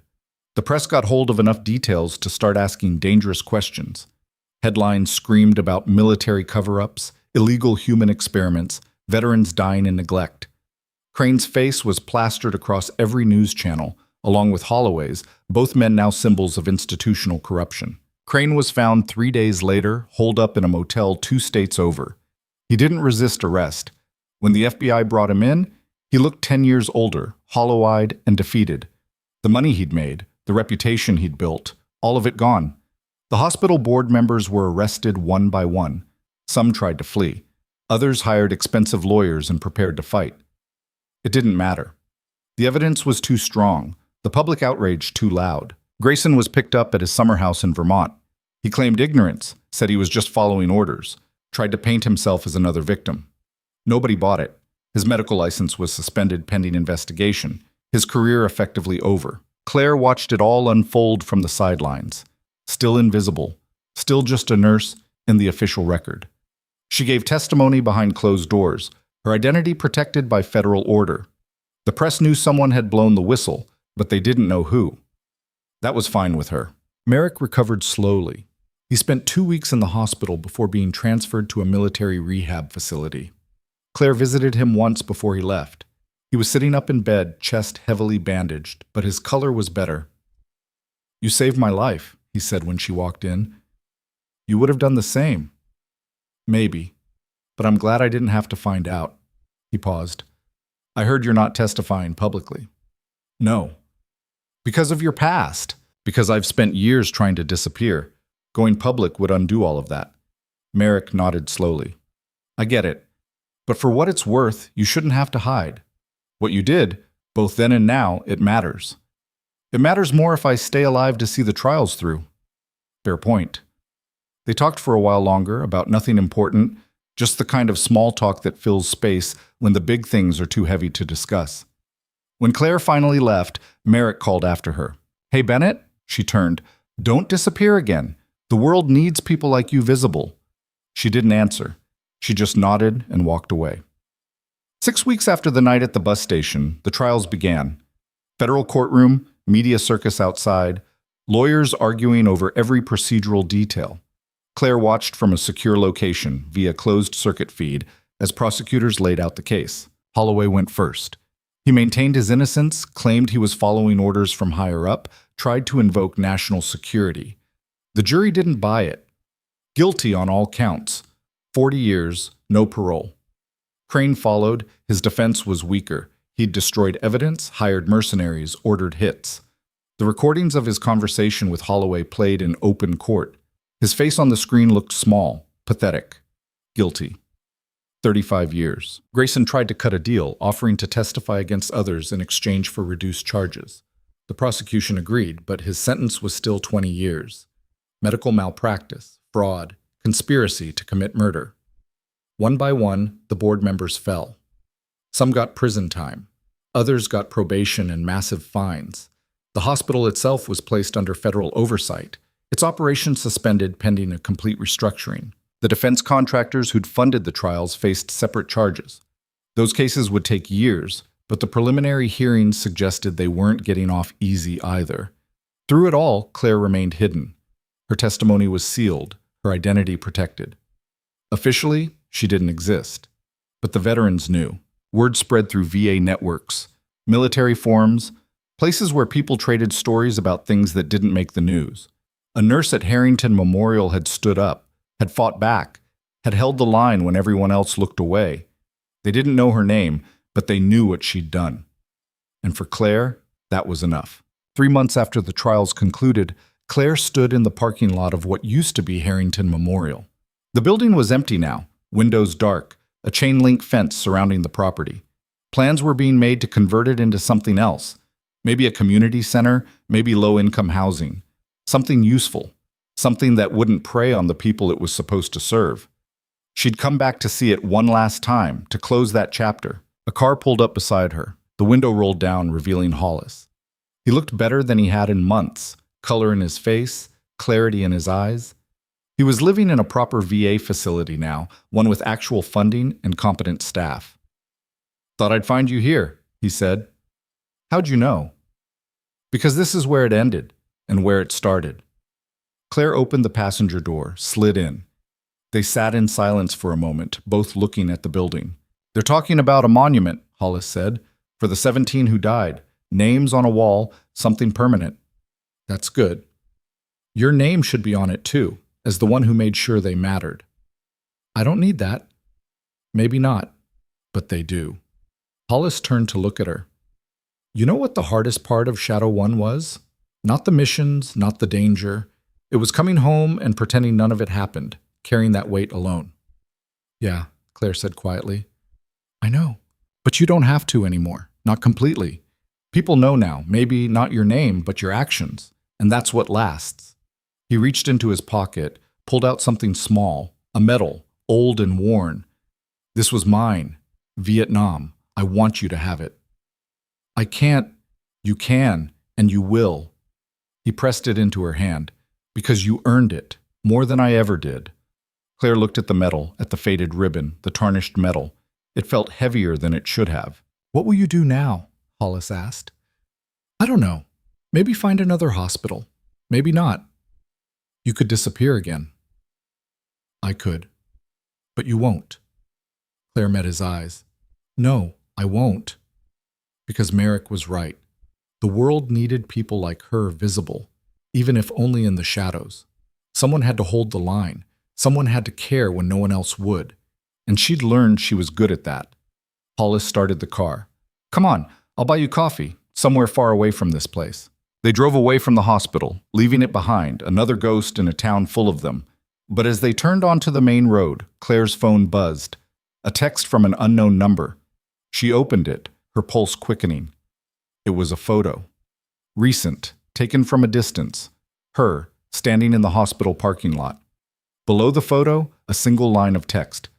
We know who you are now, and we're not done. Claire's blood ran cold. She looked at Hollis, then back at the phone. The war wasn't over. It had just changed battlefields. Claire stared at the phone screen, the photo burning into her retinas. Her standing in the parking lot, taken minutes ago. The angle suggested rooftop, maybe 200 yards out, professional surveillance. Hollis noticed her expression. What is it? She handed him the phone without a word. His face hardened as he read the message. They know. Yeah. Who? The ones Holloway talked about. The people higher up the chain. Hollis pulled the car over, engine still running. What do you want to do? Claire's mind was already racing through options, calculating risks. Run. They'd find her. Hide. Same result. Fight. Against an enemy she couldn't see, couldn't identify, with resources she didn't have. Or option 4. I want to make them visible, she said. How? By forcing their hand. They sent this message to scare me into hiding, which means they're afraid of what I might do if I don't. Hollis nodded slowly. You're talking about going public. Completely public. Name, face, testimony, everything they've been trying to keep buried. That's suicide. Maybe, or maybe it's the only way to survive. Claire took the phone back, saved the photo as evidence.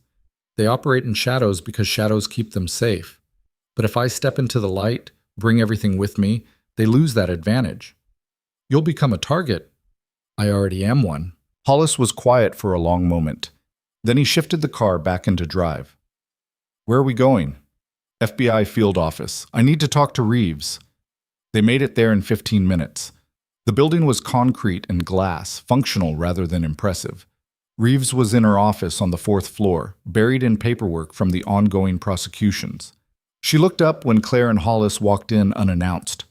Ms. Bennett? Mr. Hollis, this is unexpected.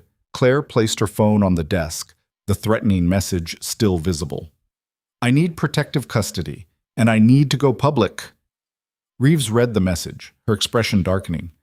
When did you receive this? 20 minutes ago. Have you responded? No. Reeves picked up her desk phone, punched a number. This is Reeves. I need a threat assessment team on standby and a secure location prepared. Yes, now. She hung up, looking at Claire. Going public is a last resort. Once your identity is out there, we can't protect you the same way. You can't protect me now. They already know who I am. We can increase security, relocate you. They'll find me. You know they will. Claire leaned forward. But if I'm public, if my story is everywhere, killing me becomes a liability instead of a solution. Media attention, public scrutiny. It makes me more valuable alive than dead. Reeves was silent, weighing the argument. Finally, she nodded. You're right. But we do this carefully. Controlled release, prepared statement, security protocols in place, and you need to understand your life will never be the same. It hasn't been the same since I was 18. Reeves made more calls. Within an hour, the plan was in motion. A press conference scheduled for the next morning, location undisclosed until the last minute. FBI protective detail assigned to Claire around the clock. Legal team preparing statements, coordinating with prosecutors.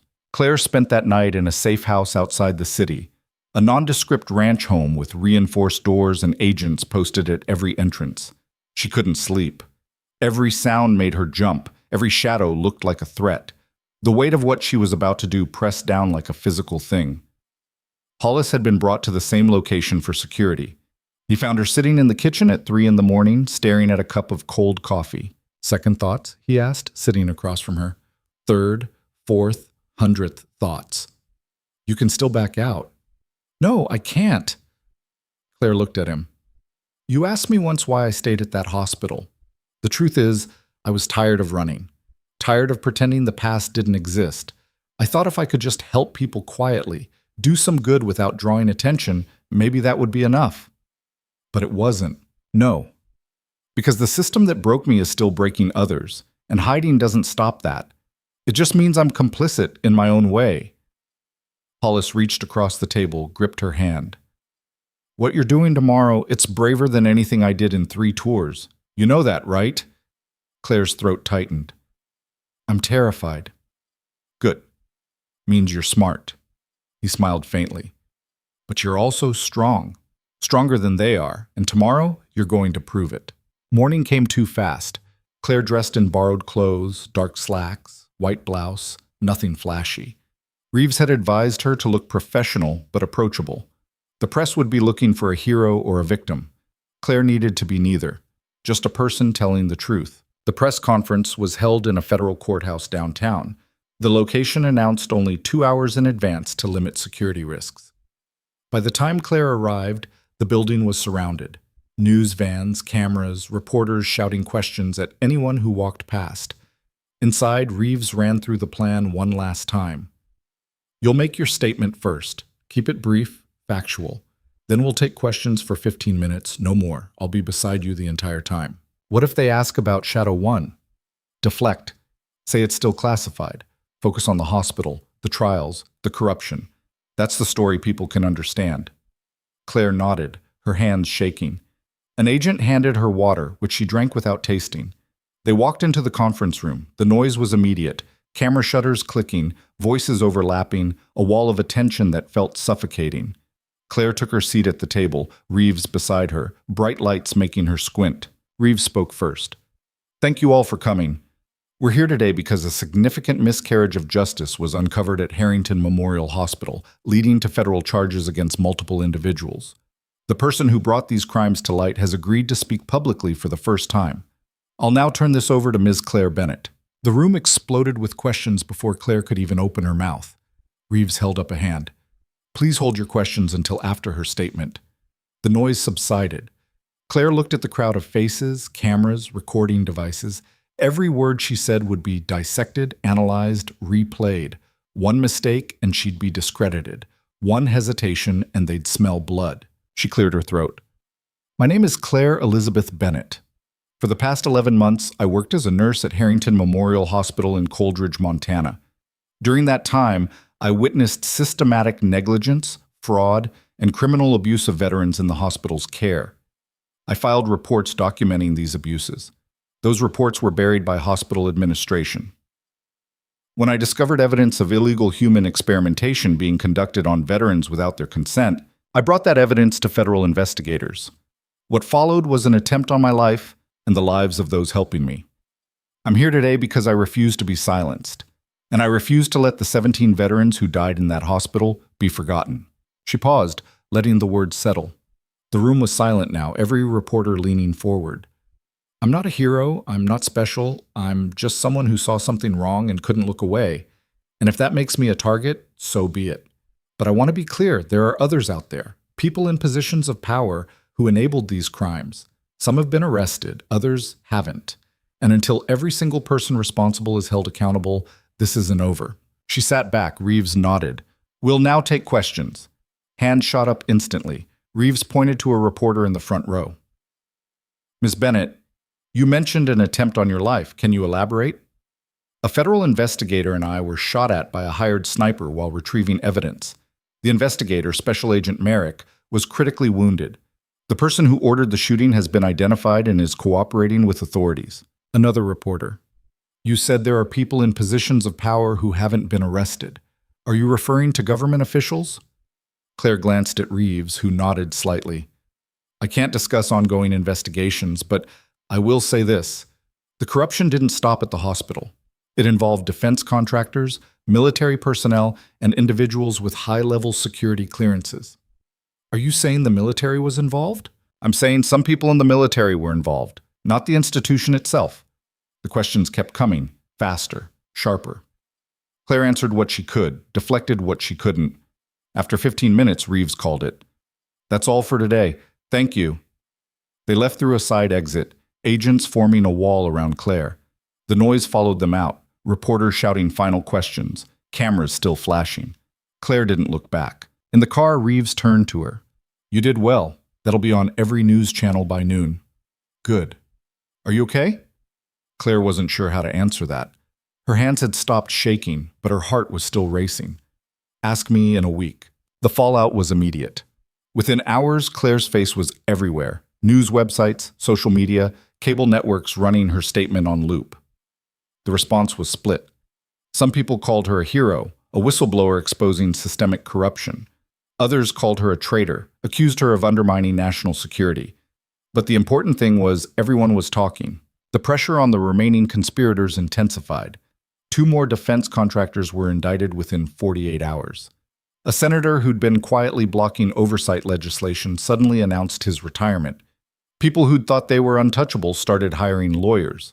Claire watched it all from the safe house, agents rotating shifts outside her door. She gave more interviews, carefully controlled, always with Reeves present. Each time she said the same thing. This wasn't about politics or ideology. It was about people who'd been failed by a system that should have protected them. A week after the press conference, Merrick called. He was out of the hospital now, recovering at home. His voice was stronger than the last time she'd heard it. You're all over the news, he said. I noticed. How are you handling it? I don't sleep much, but I'm alive. That's something. He paused. You know what you did, right? You just made it almost impossible for them to touch you. Too much attention, too much scrutiny. Killing you now would confirm everything you've said. That was the plan. It's a hell of a plan. Risky, but effective. Claire smiled despite herself. You would have done the same. Maybe. But you did it first. They talked for a while longer, about nothing important. Just 2 people who'd survived something terrible and were trying to figure out what came next. 2 weeks later, the final domino fell. The unnamed individuals Holloway had referenced, the ones higher up the chain, were identified through Hollis's evidence and cross-reference communications. 3 high-ranking officials, 2 from DOD, 1 from a private military contractor, all with connections to Shadow 1, all with their hands dirty. Their arrests were quiet, no press conferences, but the indictments were public record. Claire read them in the safe house, feeling something loosen in her chest. Not relief, exactly, but something close. Reeves visited that afternoon. It's over. Everyone involved is either in custody or cooperating. The threat level against you has been downgraded to minimal. What does that mean? It means you can go home. Well, to a new home. We'll help you relocate, new identity if you want it. Claire thought about that. A new identity, a fresh start, the chance to disappear again. It should have been appealing. But it wasn't. I don't want to disappear, she said. Then what do you want? I want to keep working, as a nurse, under my real name. Reeves raised an eyebrow. That's not exactly safe. Neither is hiding for the rest of my life. You said it yourself. I'm more valuable alive and visible than dead and forgotten. So I stay visible. Where will you work? VA hospital. Somewhere they need experienced staff. Somewhere I can actually make a difference. Reeves studied her for a moment, then nodded.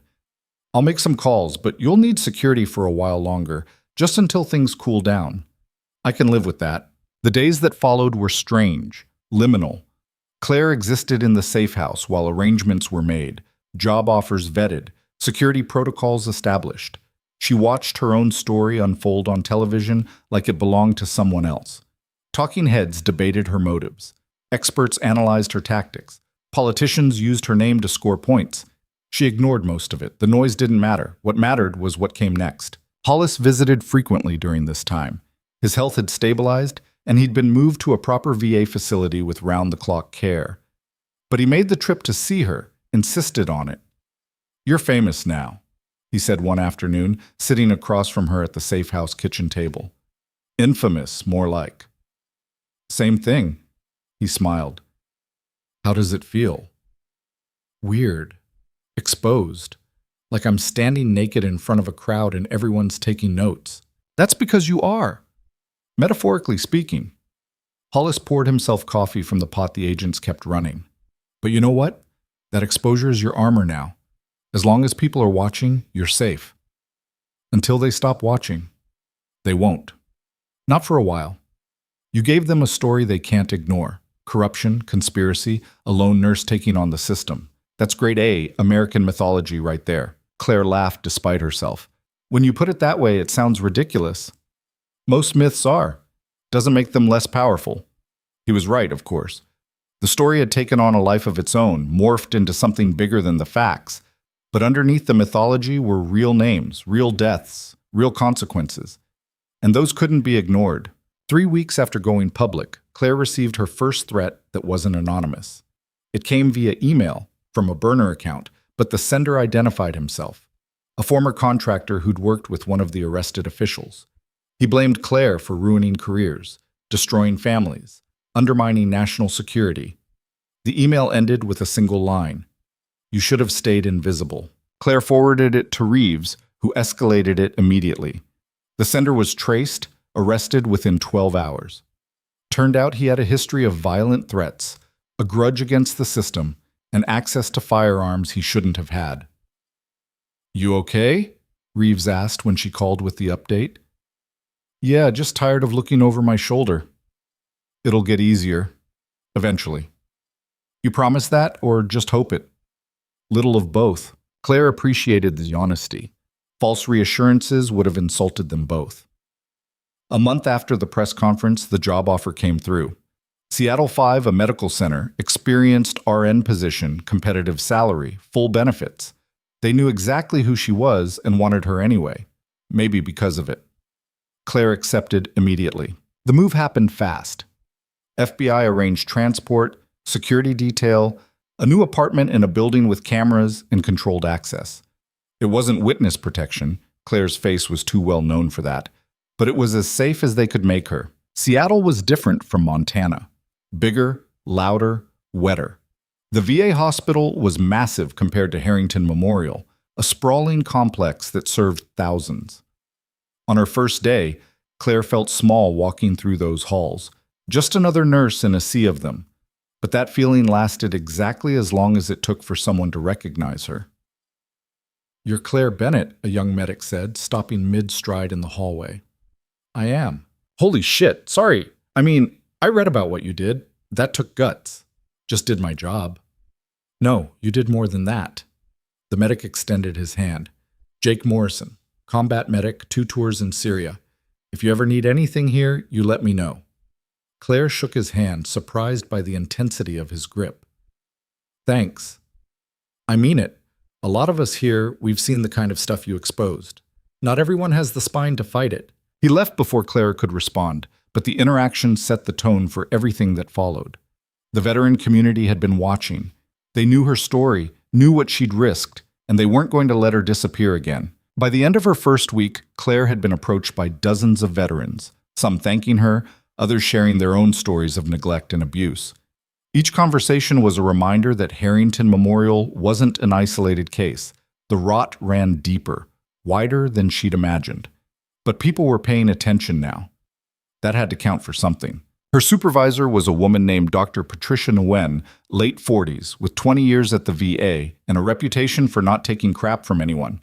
She called Claire into her office at the end of that first week. "Sit," Nguyen said, gesturing to a chair. Claire sat, unsure what to expect. "I'm going to be blunt," Nguyen began. "You're a celebrity here. People either love you or they're terrified of you. The administrators are nervous because you represent accountability, and that makes them uncomfortable. The staff is split between those who think you're a hero and those who think you're a troublemaker." "And you?" I think you're a damn good nurse who did what needed doing, and I'm glad you're here. Nguyen leaned back. But you need to understand something. This isn't Montana. This is a bigger system, more entrenched, more resistant to change. You can't just blow everything up and expect it to rebuild itself better. I'm not trying to blow anything up. I'm trying to do my job. Good. Then we'll get along fine. Nguyen smiled slightly. Just know that people are watching you, waiting to see if you're here to work or here to cause trouble. I'm here to work. Prove it. Claire did exactly that. She threw herself into the job with the same intensity she'd brought to Harrington Memorial, but with less secrecy. She documented everything, flagged concerns through proper channels, and worked with the existing system rather than against it. It wasn't perfect. The bureaucracy was still maddening, resources still stretched thin. But the difference was stark. People actually responded to her reports. Concerns got addressed. Changes, small but real, started happening. After 3 months, Nguyen called her in again. You've filed 14 incident reports since you started, Nguyen said, scrolling through her computer. Claire's stomach dropped. Is that a problem? No. It's impressive, because all 14 were legitimate, well-documented, and resulted in corrective action. You're making this place better. Just doing my job. Stop saying that. You're doing more than your job, and you know it. Nguyen closed the laptop. I want to put you on the Quality Improvement Committee. We need someone with your eye for detail and your willingness to call out problems. Will people listen to me? They'll have to. You've got a track record now, and credibility most of us spend careers building. Claire accepted the position. It meant extra meetings, more paperwork, less time on the floor. But it also meant real influence, the ability to change policies and procedures that affected hundreds of patients. The work was exhausting, but satisfying in a way she hadn't expected. Every small improvement felt like a victory. Every prevented complication, every caught error, every veteran who got proper care, it added up. 6 months into her time at Seattle 5A, Claire received an unexpected visitor. Admiral Holloway's lawyer requested a meeting. Claire almost refused, but curiosity won out. They met in a conference room at the federal building, the same one where she'd first confronted Holloway after his arrest. The lawyer was a thin man in an expensive suit, carrying a briefcase that probably cost more than Claire's monthly rent. Miss Bennett, thank you for agreeing to meet. What does he want? The lawyer opened his briefcase, pulled out a handwritten letter. Admiral Holloway asked me to deliver this personally. He wanted you to know it's not an attempt at manipulation or reconciliation, just a statement he felt you deserved to hear. Claire took the letter, unfolded it. Holloway's handwriting was precise, controlled, military neat. Miss Bennett, I don't expect forgiveness. I don't deserve it.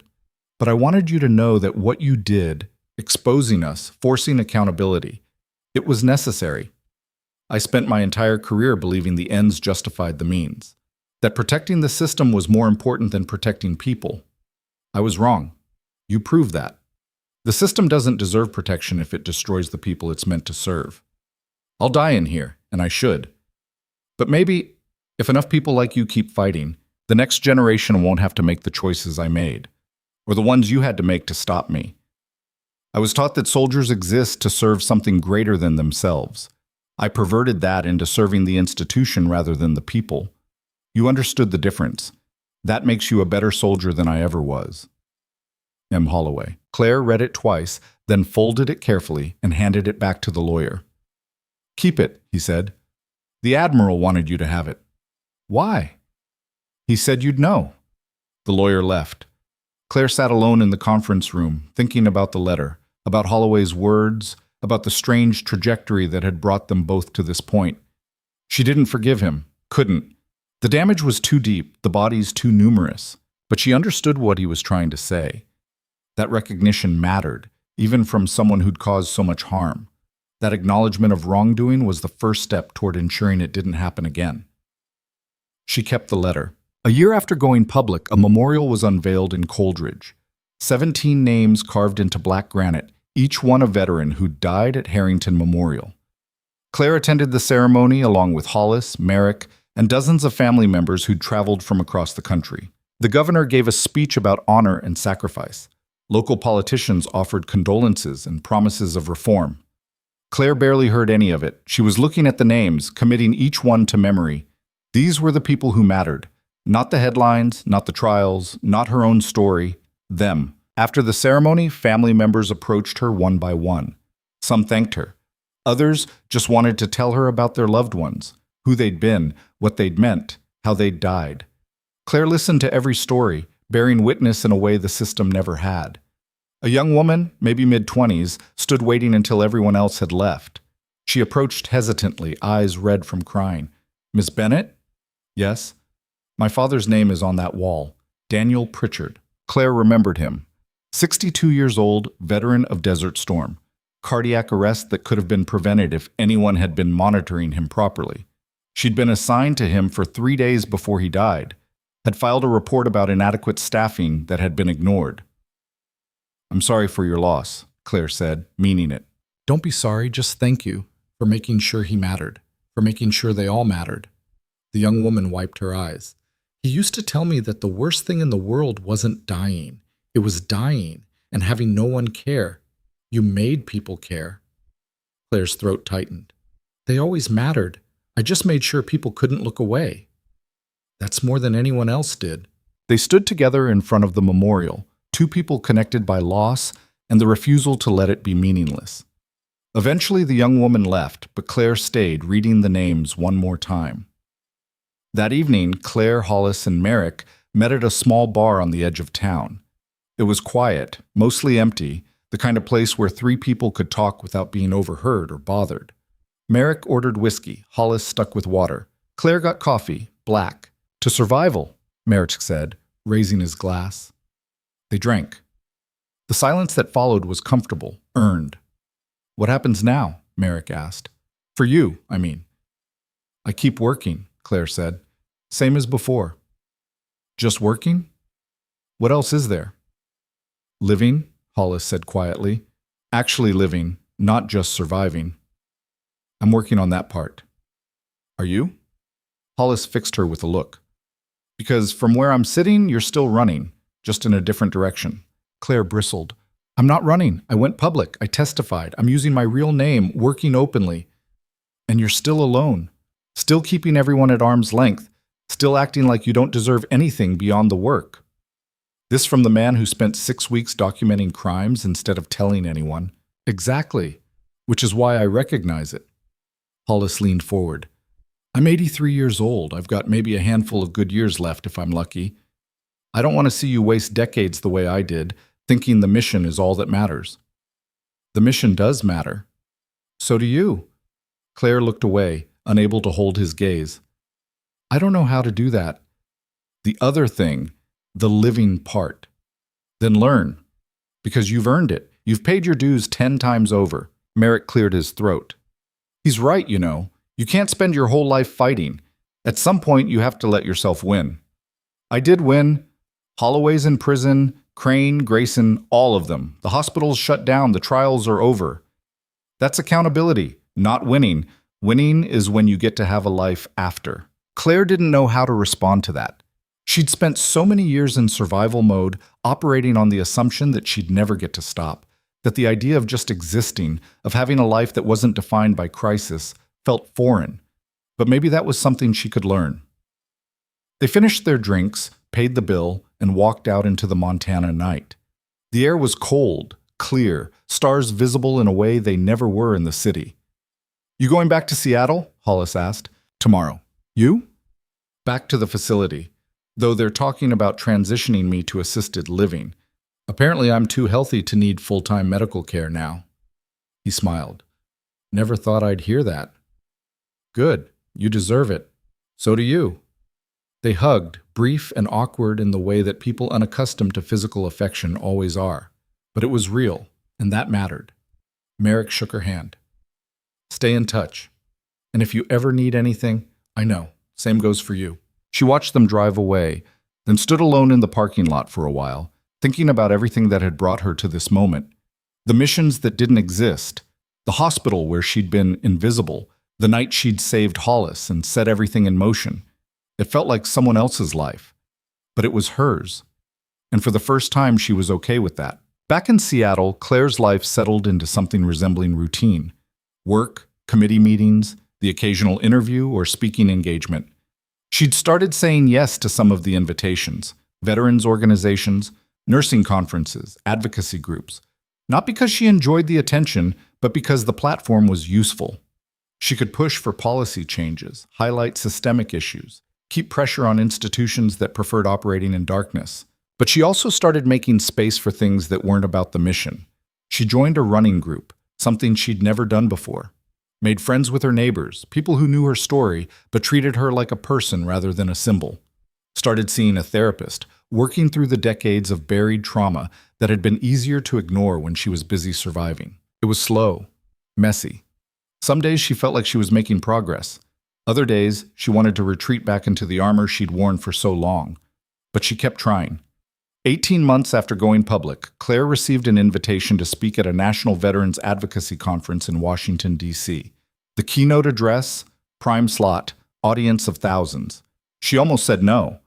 The thought of standing on a stage in front of that many people made her skin crawl. But then she thought about the 17 names on that memorial, about the veterans who'd reached out to her, who'd shared their own stories of abuse and neglect, about the systems that still needed changing. She accepted.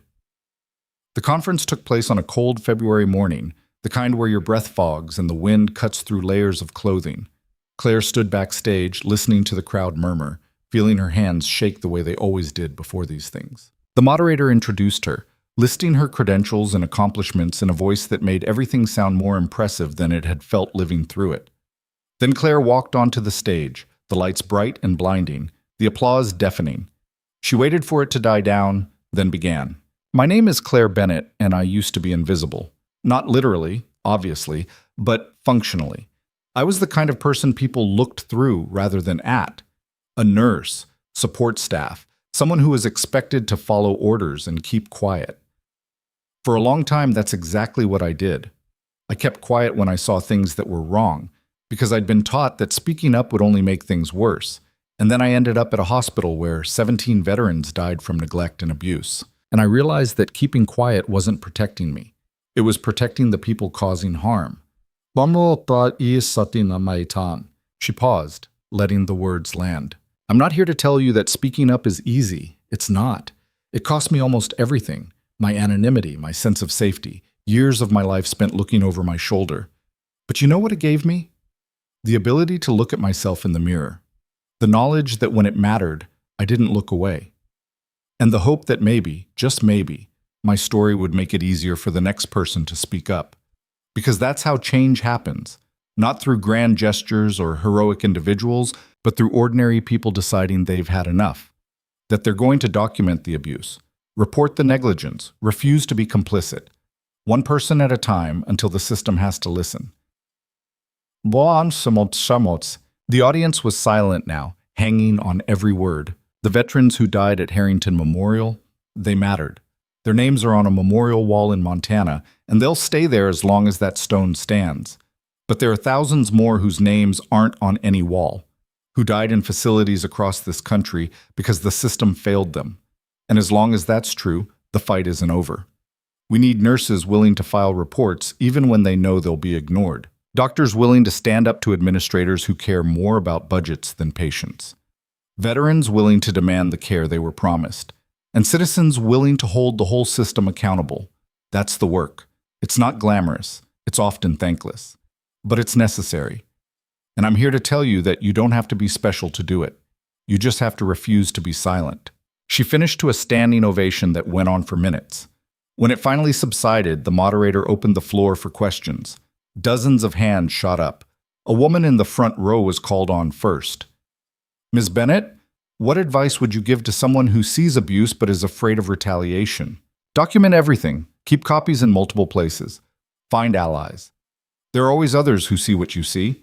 And remember that retaliation is proof you're on to something real. They only fight back when you're a threat. Another question from a man near the back. Do you regret going public? Claire considered that. No, but I don't romanticize it either. It was terrifying, and parts of it still are. But the alternative, staying silent and watching more people die, that would have destroyed me in a different way. At least this way I can sleep at night, most nights anyway. The questions continued, each one a window into the struggles people were facing in their own systems, their own institutions. Claire answered as honestly as she could, offering what wisdom she'd gained without pretending she had all the answers. When the session ended, people lined up to talk to her. Veterans sharing their stories, healthcare workers describing the abuse they'd witnessed, family members thanking her for giving voice to their grief. It took hours to get through them all, and by the end, Claire was emotionally exhausted, but also energized in a way she hadn't expected. Because this was what the work looked like. Not headlines or trials or dramatic confrontations, just people connecting with people, sharing truths that the system wanted to keep buried, building networks of resistance one conversation at a time. That night, alone in her hotel room, Claire opened her laptop and started writing. Not an article or testimony, but something more personal. A reflection on what the past 2 years had taught her about power, accountability, and the cost of doing the right thing. She wrote about the moment she decided to stay at Harrington Memorial instead of quitting like the others. About the night Hollis had whispered Shadow 1 and everything had unraveled. About standing in that parking lot, wounded Merrick bleeding beside her, making the choice to go public rather than disappear. She wrote about fear and courage, about the difference between them being action rather than feeling, about how she'd spent years thinking she was broken, only to realize she'd been fighting to survive in a system designed to break people. And she wrote about the future, about the work still ahead, about the belief, fragile but growing, that change was possible if enough people refused to give up. When she finished, the sun was rising. She read through what she'd written, made minor edits, then saved it and sent it to a journalist she'd been corresponding with who was working on a long-form piece about veteran healthcare reform. The journalist wrote back within an hour. "This is powerful. Can I use it in the article?" Claire responded, "That's why I sent it." The article ran 2 weeks later in a major national magazine. Claire's reflection was excerpted alongside interviews with policymakers, veterans, healthcare workers, and family members of those who'd died. The piece was damning and hopeful in equal measure, documenting systemic failures while highlighting the people working to fix them. It went viral. Within days, congressional hearings were announced. New oversight legislation was proposed. Veterans advocacy groups mobilized. The pressure was building again, not because of any one person, but because the collective refusal to look away had reached critical mass. Claire watched it unfold with a mix of satisfaction and wariness. Progress was good, but progress could be rolled back. Systems were resilient, especially broken ones. The fight wouldn't end just because legislation passed or hearings were held, but it was a start. 2 years after going public, on the anniversary of the night at the bus station, Claire received a package. No return address, just her name and the Seattle VA address. Security screened it, standard protocol given the threat she still occasionally received, and cleared it as safe. Inside was a wooden box, handcrafted, beautiful. And inside that, a medal. Bronze Star, Vietnam era. A note accompanied it, written in shaky handwriting. "Claire, I won't be around much longer. Doctors say weeks, maybe a month. Don't be sad. I've had a good run, and I got to see justice before I went. This medal was mine, but it belongs with you now. You earned it in ways the military never recognized. Wear it or don't, your choice. But know that every veteran who's still alive because you fought for us, we remember. We'll always remember. Hold the line.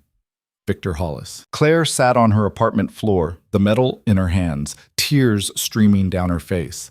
She'd known Hollis was declining. His last few calls had been shorter, his voice weaker, but seeing it confirmed in ink made it real. She called the facility. They confirmed he'd passed away 3 days earlier, peacefully, surrounded by staff who'd come to care about him. His funeral was scheduled for the end of the week in Montana. Claire booked a flight immediately. The funeral was small, attended mostly by veterans from the local VFW and staff from the facility where Hollis had spent his final months. Claire sat in the back, trying to be invisible out of habit, but people recognized her. They nodded, some offering quiet words of thanks. The service was military standard, honor guard, flag folding, a bugler playing taps. When it ended, the director of the VFW approached Claire. "Mr. Hollis left something for you. Asked me to make sure you got it." He handed her a manila envelope, sealed. Claire opened it carefully. Inside was a USB drive and a handwritten note. "Claire, If you're reading this, I'm gone. On this drive is everything I collected after the trials, follow-up investigations, new cases of abuse, evidence of ongoing problems in the system. I'm too old and too tired to keep fighting, but you're not. Keep pushing, keep documenting, keep making them uncomfortable. That's how we honor the ones we lost. Claire clutched the envelope, feeling the weight of it. Even in death, Hollis was passing the torch, refusing to let the mission die with him. She wouldn't let him down. Back in Seattle, Claire integrated the new information into her advocacy work. She shared relevant parts with oversight committees, journalists, and other activists. The fight continued, widening, deepening, reaching into corners of the system that had thought themselves safe. 3 years after going public, Claire was promoted to nurse manager at Seattle VA. The position came with more responsibility, more bureaucracy, and less direct patient care. She almost turned it down. But Dr. Nguyen convinced her otherwise. You can do more good from that position than anywhere else. You'll have authority to implement real changes, to hold people accountable, to shape policy. Don't walk away from that. Claire accepted. The work was different, but no less important. She built systems to catch errors, protocols to ensure accountability, training programs to help staff recognize and report abuse. She fought with administrators who cared more about metrics than patients, and she won more often than she lost. Not every battle, but enough. 4 years after going public, Claire was invited to testify before Congress about veteran healthcare reform. She sat in front of a committee of senators and representatives, cameras recording every word, and told them exactly what needed to change. Not in euphemisms or bureaucratic language, but in plain terms that couldn't be misunderstood. Some of them listened, some didn't. But the testimony was entered into the record, became part of the official conversation, influenced legislation that eventually passed. Progress, slow and imperfect, but real. 5 years after going public, Claire woke up one morning and realized she was happy. Not ecstatic, not without concerns or stresses, but genuinely content with her life. She had work that mattered, relationships that sustained her, and a sense of purpose that wasn't rooted in crisis or survival. It was strange, that feeling. Unfamiliar, but not unwelcome. She thought about the journey that had brought her here, from an 18-year-old enlisting because she wanted to serve, to a combat medic in operations that didn't exist, to a nurse trying to disappear, to a whistleblower who'd bet everything on the truth, to a person who was finally, carefully building a life that was hers. It hadn't been smooth. There were scars, visible and invisible, that would never fully heal. There were nights she still couldn't sleep. Mornings she woke up checking for threats that weren't there. The trauma didn't just evaporate because the fight was over, but she'd learned to live with it. More importantly, she'd learned that surviving wasn't the same as living, and that she deserved both. On the 5-year anniversary of going public, Claire stood in front of the memorial in Coldridge one more time. 17 names etched in stone. She'd made this pilgrimage every year, a private ritual that kept her grounded. This time, she wasn't alone. Veterans had started gathering there annually, turning it into an unofficial remembrance ceremony. Claire stood among them, just another person honoring the fallen, no longer needing to be invisible but not needing to be a symbol either. When the ceremony ended, a young woman approached her. She looked familiar, and after a moment, Claire placed her, Daniel Pritchard's daughter, now a few years older, more composed than she'd been at their first meeting. "Ms. Bennett, I wanted you to know I just graduated nursing school." Claire's breath caught. "That's wonderful. You inspired me. After my father died, after everything that happened, I wanted to make sure no one else's dad got forgotten. So I'm going into veteran care, following your path. It's not an easy path. I know, but it's the right one." They talked for a while about nursing school, about the challenges ahead, about the importance of documentation and advocacy. When the young woman finally left, Claire felt something settle in her chest. Legacy. Not in headlines or trials, but in people choosing to fight because they'd seen someone else fight first. That was enough. That night, Claire sat in her Seattle apartment, Hollis's medal on her desk beside the letter from Holloway and the photographs from the memorial, artifacts of a life that had been hard-won and harder lived. She opened her laptop, started writing again. Not for publication this time, just for herself. A record of what she'd learned, what she wished she'd known earlier, what she hoped others would understand. She wrote, "You don't have to be special to make a difference. You don't have to be fearless. You don't have to have all the answers. You just have to see something wrong and refuse to look away. That's where it starts, with one person deciding that silence is no longer an option. And yes, speaking up has consequences. You might lose your job, your privacy, your sense of safety. But you know what staying silent costs? Your ability to live with yourself. And that's a price too high. I spent years being invisible, thinking that was safer. And maybe it was, in the short term. But long term, it was killing me. Because every time I looked away from abuse, every time I stayed quiet about negligence, I was complicit. Not intentionally, but functionally. And I couldn't live with that. So I spoke up, and everything changed. Not overnight, not perfectly, but enough. Enough that 17 names got carved into stone instead of being forgotten.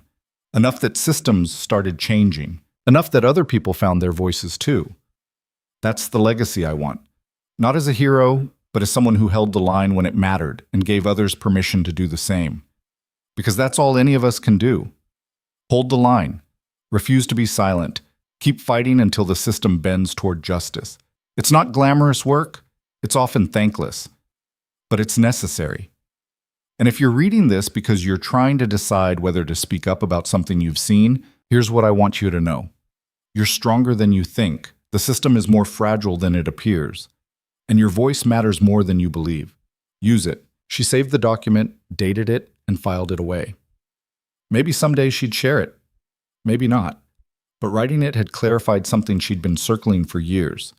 The fight wasn't over. It would never truly be over because systems were built by people and people were flawed.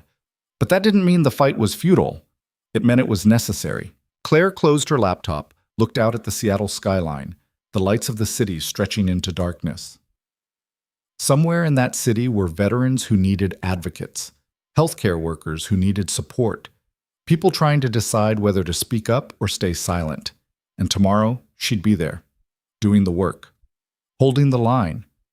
Not because she was special, but because someone had to. And she'd learned, slowly and painfully, that she was someone worth being. The end.